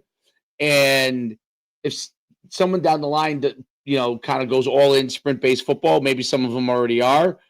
I'd love to get data on that. I'd love to know that kind of stuff because the NFL is the same exact collective bargaining agreement. So they all can only lift so much with this guy, can only do this with this guy. Now, obviously, people could do things on their own, but you get more of a consistency level as to what if someone was implementing. And I think it'd be great to study it because as coaches, we start to like basketball is a lot more data driven in a sense. You take if you make 100 shots, let's say you said that was the way you did it. You make 100 shots every day. You kind of can track that data to what your percentage in shooting is going to be. If you were shooting from X spot 100 times, and then the game it went, you probably will know that pretty easily, right? Whereas in football, there's a lot of like different data points that make it very, very difficult, right, to track it all the correct way without a study. But I think it would be interesting down the line to be able to get all that stuff. I mean, Titans integrating. I'm just looking at this with GPS with Huddle. Like they're going to try and bring every piece of data to you that they can, which is going to be really interesting because it'll be pretty cool to have like a lot of information on your player, and then absolutely. The more the better, right? The more the better. Yeah. Absolutely. Like number 9 is it like how you you put your roster in. So let's say number 9 on your roster is you used Huddle Assist to get all the stats and everything, right? You have hit number 9 stats. You also have his stats from Titan. And it's all integrated, and you could draw a direct line to like, this dude's hitting this mile per hour. Yeah, he's averaging this yards per carry. This guy's doing this, and this. I think that would be so interesting because you can get improvement on your guys informationally from that, and really have like hard data with respect to the game. Which would be really cool. By the way, did you see the horrific injury to Tyreek Hill? Dude, he's done for a minute. He was tackled, rolled up, which didn't look like much when it happened. Never does. He must have got his foot caught underneath, you think? When they were rolling? Yeah, absolutely. That's what happened, right? When they rolled, he got his foot. Oh, my God. Crazy. Brutal.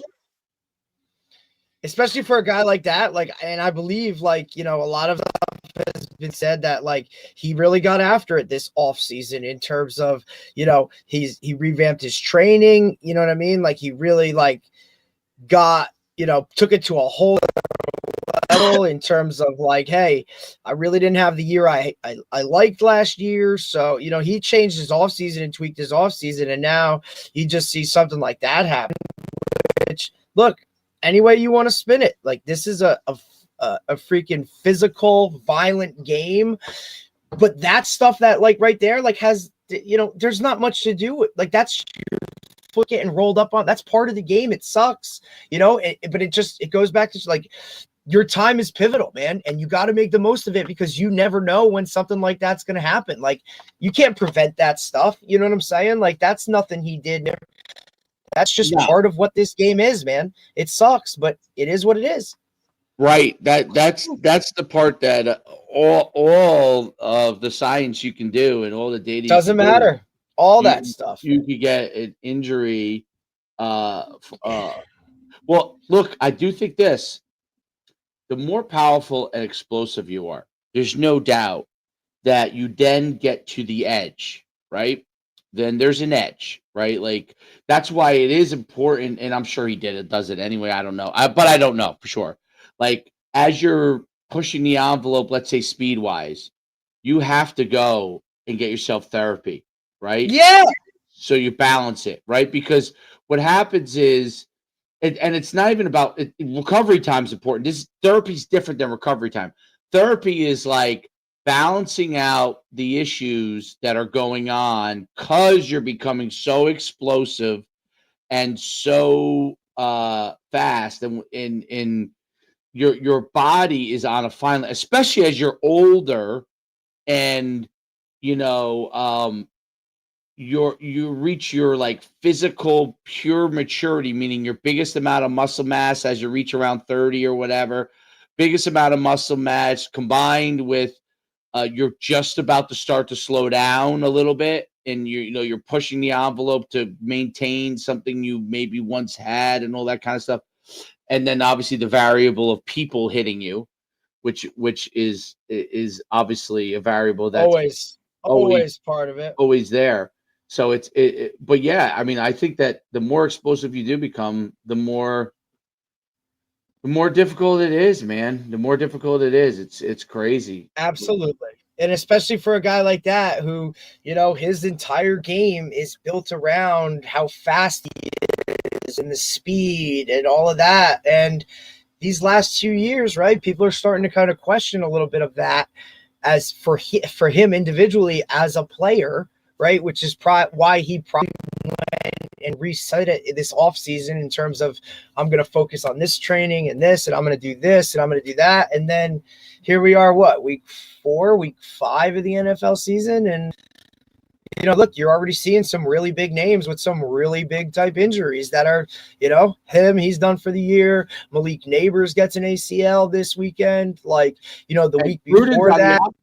Gruden's on the opposite of this sprint-based system. So I've heard John Gruden talk about that's the problem when you don't ever hit. You don't ever. I'm sure it is. I'm sure he is, because when you look at Gruden, you look at, hey, he's an old school guy. He's a this, he's a that. You know what I'm saying? Like, look, there's and again, Coach just said it. There's 1,000 ways to win football games, and everybody does it their own way. This is just what I feel, and this is what works for us. The one thing I am seeing with sprint-based stuff is it is usually for a team that their roster size is under 50, right? So that they've had a lot of success, you mean?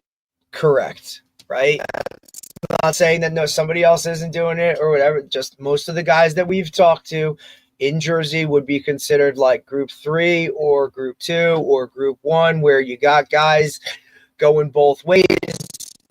And that because that's always the question when it comes to smaller teams. Well, my guys go both ways and this and that. Okay, which means you really have to be smart about what you do during the week. You can't grind them and kill them run them into the ground during the week, because on Friday night, when you need them to be at their peak, if you've crushed them Monday through Thursday, how are they going to perform? And that's really kind of one of those things, like, how do we get this done? He talked about he never even goes 11 on 11, because is the juice worth the squeeze throwing 11 guys on scout out there? What are they really going to give me?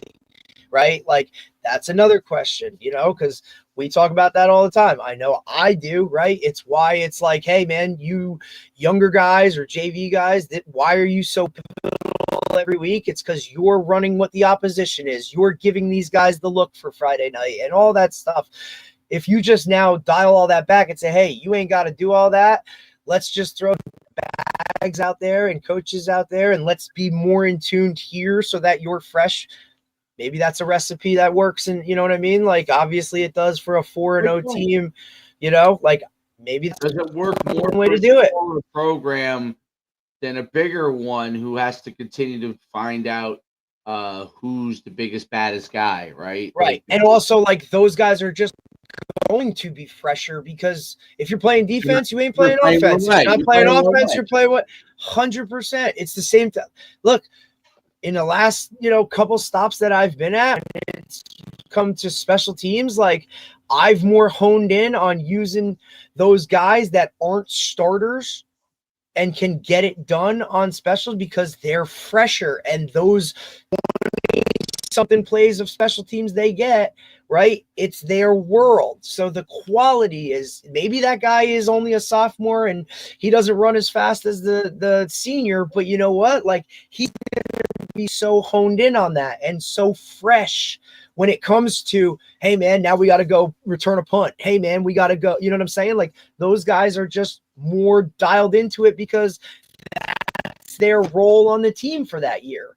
So they take more pride in it. So they work their asses off when it comes to it. Like, there's a lot of those types of factors that I think, like that coach talked about with the off the field quote culture that everybody throws around, right? If those guys are, hey, tuck your shirt in, you only got to tell them once type stuff. Like, there's something to be said for that, where like, I don't care what they wear to practice. I do.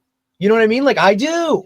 I want my position group in, shorts and t-shirts and stuff like that's our colors, like that those little types of things that I think they matter when it comes to winning big time ball games, because in those tight games, those little quote discipline things or attention to detail things are what's going to play out on the field. Right. Absolutely. The guy when practice is at 8:00 and the guy shows up at 7:52, which technically isn't late, but by all standards, like, what are we talking about? Is the same guy that's going to get the 15-yard penalty or is going to clip behind the play because he's just not honed in on the level that he's to be. And that's how I feel personally. A lot of people might not agree with it, but it goes back to how the programs that I played in, that shit all mattered, dude. You know what I mean? Like, and just there was an attention to detail on a different level that showed me when it came to a game, it mattered. It played a role, And if you're not preaching those things, like, I don't know. To me, it's what costs you in really tight games when you need it. Yeah, Against good teams. I think what costs you in really tight games is the development of the mindset that you'll continue to fight. Yep. And, we talked about it this weekend, right? Like, and then does sprint-based football have a role in that because you're fresher? I think maybe. That's the one part that I'm not 100% sold on, I guess. Yet. I think which part? Freshness will give you mental clarity, at least in the beginning of the game. Okay. But I'm still trying to figure out, and this goes back to even all the years I coached in high school. Like, I'm still trying to figure out what gets guys over the hump mentally when they are fatigued, because fatigue does make coward of us all, but it's going to be the same way for sprint-based football guys. They're also going to get tired. Now, their philosophy is basically, we're more fresh, we're less tired. If I were to just kind of like encapsulate it in a nutshell, you know what I mean? Like, we're less exhausted. I'm trying to figure out, where is the mental taxing from the stress of a tight game, and how much of that has to do with what you practice or don't practice, or how much is it to do with mental strengthening exercises to be able to handle very difficult situations, right? That's probably a $50 million question, but oh yeah, I do feel like you could train. This is outside of the running and all that stuff. Okay. I do feel like mentally, you could train them mentally beyond this. He's fresh or not fresh. I'm sure it helps. I'm sure it does. But at some point in the game, when you're in the stress of a game, and I think that I agree with, I think getting more full speed reps, I think that will help. I think those things definitely help. But then there's still a part of, like, I call it fight or flight, right? That's what I call it. Fight or flight. oh yeah, Well, Coach talked about it. Like at some point, your brain is going to resort back to survival. It doesn't matter if it's a football game or not, right? And Like survival mode, fight, or is it flight? correct. Okay, and if it's flight, it's effective if you're running away from somebody. Yeah, literally. Right? But if you're in the trenches, or you're a fullback, or you're a linebacker, right, or any defensive player, right, fight has to be a big part of what you're doing, right? So, and how do you train that? How do you train that? Like you said, I think that's the $1 million question. How do you train that beyond stuff you're already doing, which is most guys that are pretty good, at least, are probably slowly doing that. Some with toughness, some with putting their arm around them. It's a mix, obviously, of both. And then obviously some of it's the reps in practice and maybe getting full speed. I think all that stuff is physical based to help the mental aspect. But then there's some level of mental aspect. So I'll use it. I only thing I can think of to use is myself when it's happened to me, because I don't, you would know when it's happened to you. I would know when it's happened to me. I could think of instances when I was struggling in a game, like just fucking struggling. You know what I mean? Like having I'm not having the best day, either. Yeah, of course. And we've all been there. You know what I mean? Like how we've all been. Turn that around. How do you take? Okay. How do you turn that around the game? Now, I remember playing a game where I literally, something bad happened in the beginning of the game. I should have made a play. I didn't. I just literally took slightly wrong angle. It ended up turning into a touchdown. It was definitely, it could have been, if I had sacked him instead of him getting outside me. It's a sack, a 10-yard loss instead of a 7-0 down, right? Yes. I struggled mentally most of the game with what the team was doing, because they had a lot of huge bodies and things that I normally would do to linemen and stuff wasn't working, right? So I was like, wow, like use my speed or dip below. Like they were just monstrosities coming at me, right? Didn't matter what you did physically. There was no way I was getting around it. There was no, and there was a point in the end of the game. We ended up losing the game by 1 point, but there was a point in the end of the game. There's a 4th and 1, and I was just, I'm like, you know what? Go as fast as you fucking can and make the play. Yeah, dude. So ran through. Blind faith, sprinted through, decked the guy in the backfield. No yard gain. We got the ball back. We drove. We unfortunately missed the extra point, which would have tied the game, made it overtime, but we lost. Okay. But that was an instance for me that even though I had a shitty game, I was like, oh shoot, I might be on the bench next week. I was able to do that. And I'm sure there are instances when I wasn't able to do it, right? But I was able to figure out how, fuck it, just go. You know what I mean? Just go. Like clear your head, go. How do you, now I probably learned that over many, many years, right? Like over many years of other struggles where I lost, or when it didn't work out, or I didn't do that to myself, right? You know what I mean? And then I was able to do that there. So even though I was very disappointed in myself playing wise in that game, I actually, and I was upset, and it's one of the few times I was crying after a game because I felt like I cost the team. But I did, like hours later, I said to him, I was like, you know what? You had the shittiest game of maybe your life, but you still figured out a way to get yourself together at the end. So what can you, to me, like, how do I build on that? And the rest of the year, I had a phenomenal year because I actually felt good when I look back at it a few hours later. I felt good about the fact that I was able to mentally shift my mind, you know what I mean, in the right direction when it was you felt so empowered. Right, you felt empowered. But it also, you're like, wow, teach kids to feel empowered when So hard. It's so hard because it literally comes down to a fuck it. I'm just gonna go and do. And look, the wheels are coming off anyway. You know what I mean? Like, I got to try something. I got to swing for the fences, right? And look, for me personally, it was the same type of, like, you know, like I'm like sophomore year of high school. It's game like 3.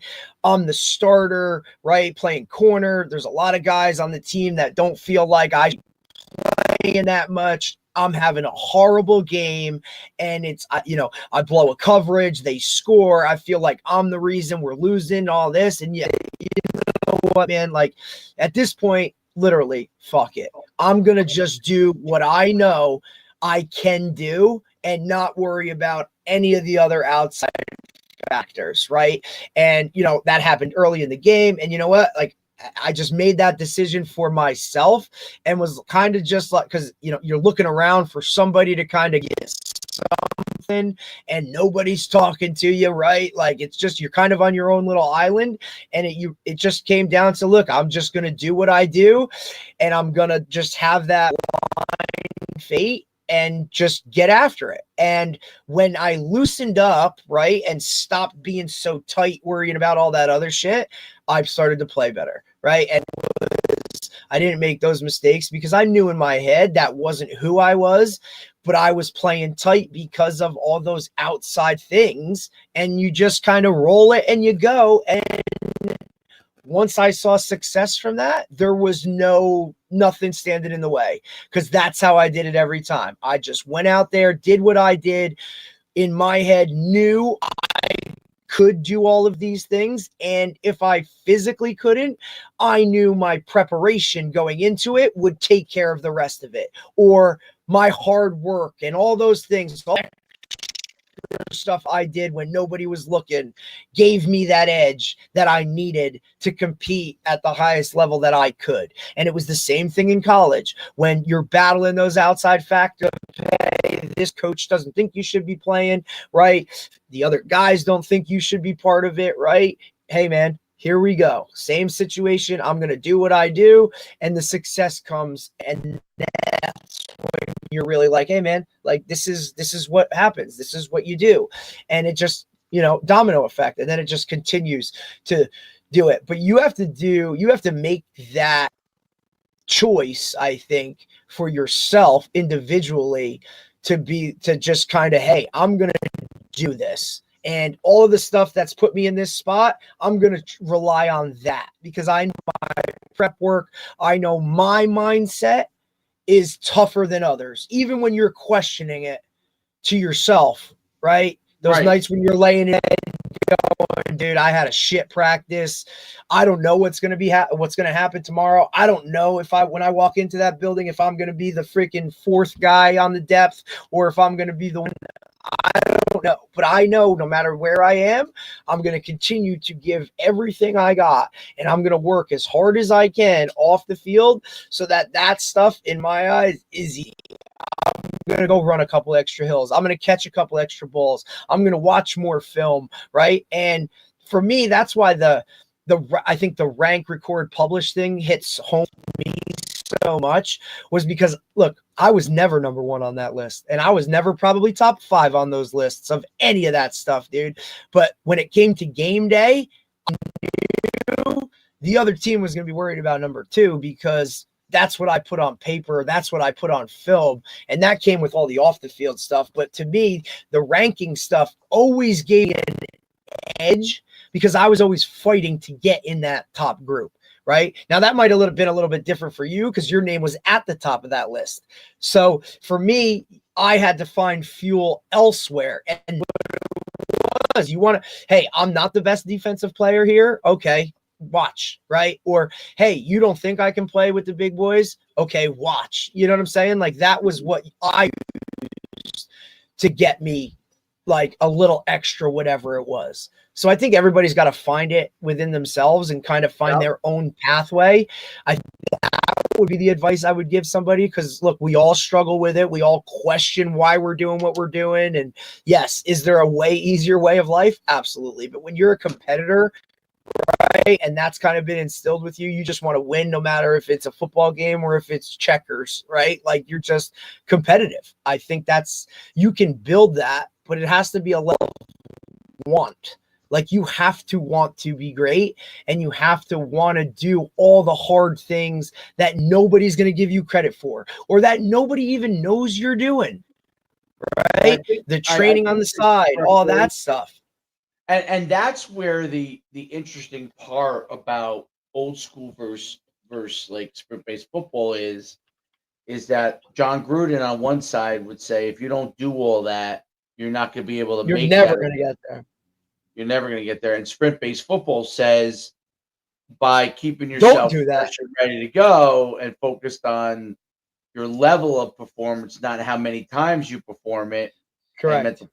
You'll be able to do it. Those are two completely different worlds. Absolutely. I mean, look, coach said, look, one to mesh to the right, mesh to the left, 2 quick game, 2 something, we're done. Look, you show me. See, I'm a guy that would need to see it. And like, okay, you made us do only this. Now we go out Friday night and we kick the shit out of the team. Coach, I'm bought in. Let's go.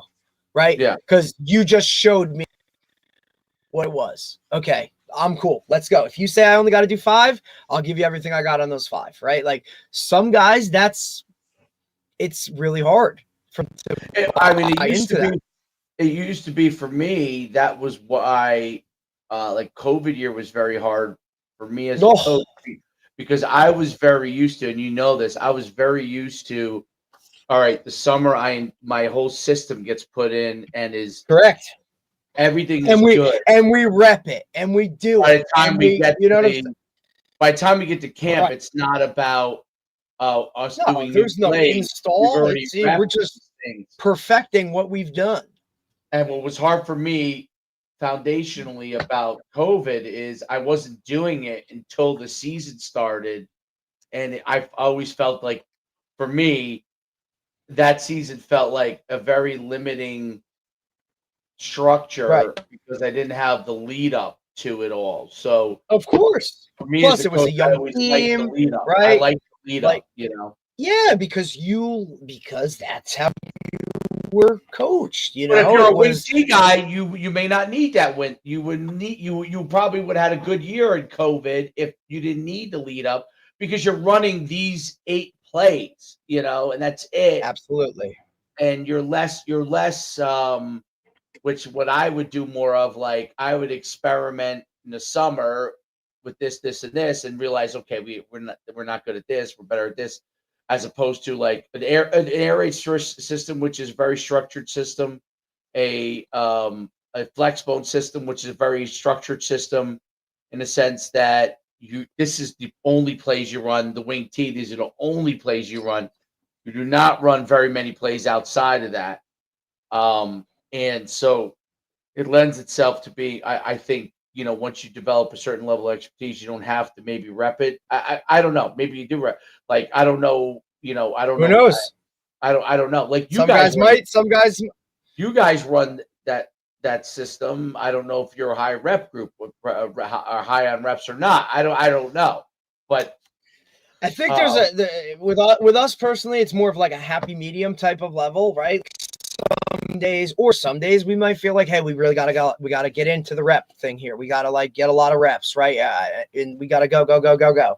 I think early on, quality takes precedent over that, especially when you're, say, introducing the new system, or maybe you have a lot of new guys in the system, right? And also it comes to like your team. You got to know your players, and do they need more reps, or hey, can they handle the quality over quantity? Now you can build that, right, and structure that as you are at a place for a long time. That's how I feel anyway, right? Like you can kind of get that instilled in the guys. And I think the transparency is huge too. Like you said, like, hey, if I know I got to run gassers at the end of practice, then I'm only going 75% here. Like, cause I know I got to go do that at the end. I think that too and that structure piece, knowing what comes on Tuesdays and Wednesdays. And hey, you know, that stuff I think is pivotal. That comes with a little bit of time, right? And I don't know, in today's world, do coaches get that time, right? Or it might take your team longer to get that, right? And just because of who they are and all the outside factors that go into it, like how they learn and can they retain it and can they do it this way, right? Like you have to, there's a real feeling out process that goes into it, which is also why I love the fact that coach puts those GPSs on the younger kids. And honestly, like, you know, those meetings he has with the younger guys coming into it, he knows those guys coming into the program and how he has to structure it or tweak certain things from year to year, because I don't care what anybody says, your team is never the same team 2 years in a row. And if you're still doing the same exact thing you did the year before, look, that might be a new school mentality, right? But if you're still doing everything the same, I don't know if you're really progressing forward. I mean, you're moving forward in terms of time, but I don't know if you're getting any better because of that, because every team is different. And it's just how every year is different. You know, right. what happens within a program, dude. Like, you got to change some things or tweak something. They might not be huge changes, dude, you know, but, you know, you got to know what happens and what's going on within your program and your kids and all that. Look, your staff changes, right? Like, who knows, you know, administrators change, right? Like, you know, booster club, you know, changes, parents change, you know, all that shit factors into it, man. Like, you know, and if you're not looking at it and diving into it, that's why I think the data stuff is even more so in the limelight nowadays. I mean, look, he talked about like the nutrition aspect of it when it comes to hydration. Like, his guys were cramping because they just weren't getting enough hydration. Like, how many coaches looking into that? Everybody says drink after practice, but are you literally like willing to go and hand a kid a water bottle, Gatorade, and an element packet after every practice, so that because like that's your issues or those are the things you think you need to do to win games? Well, yeah, the guys that are successful are those guys that are willing to do that. And if you're not, then look, expect to go 500. You know, like, because it is what it is. But I'll always go back to this, and we've talked about it 1,000 times, Dave. Like, cookie cutter way of coaching is long gone, dude. Like, you ain't coaching everybody the same. You ain't doing all this stuff that, like, you know, it's just overall type of whatever. It's why I think a staff is so pivotal, because those position coaches have such a direct connection with their players that the feedback coming from those individual coaches within that positional group, the small group, that is a game changer. Because if those guys aren't doing what's right and those guys don't know their players or any of that, like, now you're just going off information that could be fugazi. It's what separates football from other sports, because you have 70 guys or 40 guys on a team, where basketball, you can get the pulse of your team real quick in 2 seconds because there's only 12 guys, you know? Right. And you need primarily. And football, because you have that build up, right? Where there's so many more practices than there are games, and everything is focused on being at max on that game day, right? Whereas, you know, basketball, lacrosse, some of those other sports where, hey, man, we just got to get through this game and we can squeeze it out. You know what I'm saying? Because we got another one in 2 days. Like, that's different. Right. Well, basketball becomes a little bit of pacing yourself through it. Yeah. Or knowing, hey, we're going to, we're going to, right.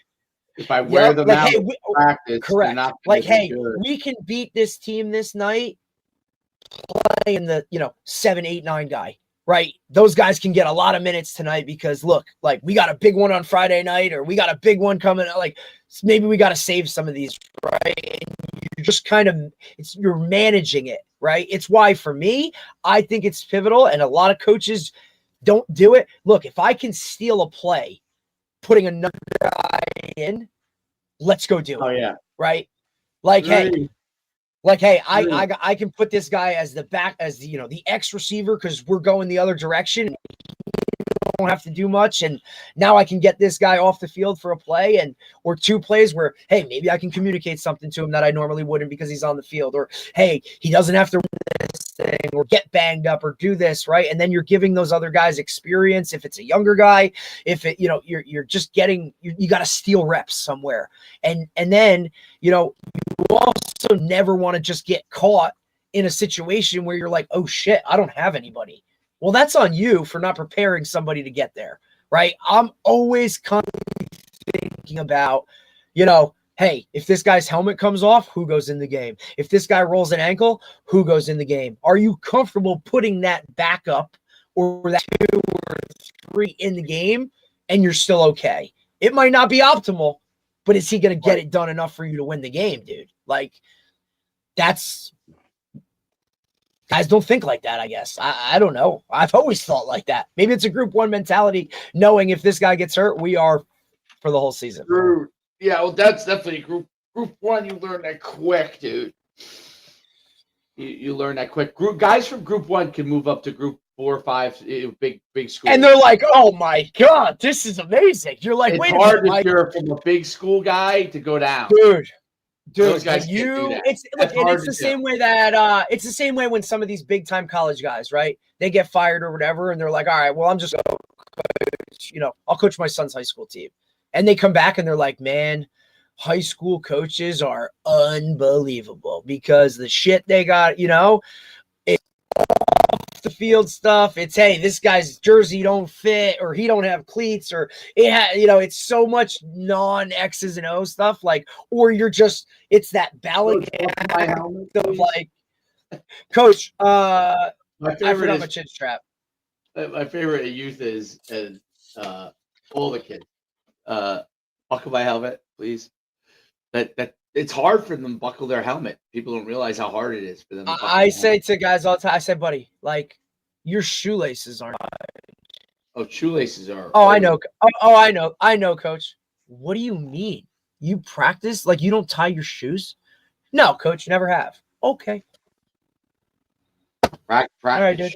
Shoes being tied is always. Look, I'm always the coach that's like, hey, you got your gloves on. I got it. And the guys are like, did you just tie his shoes? I'm like, dude, it's just way faster than the process of taking off gloves, doing that. I said, we'll never get on the field. Dude. I got it. I got it. Okay. No, you're right. It is. I'm like, dude, I got it.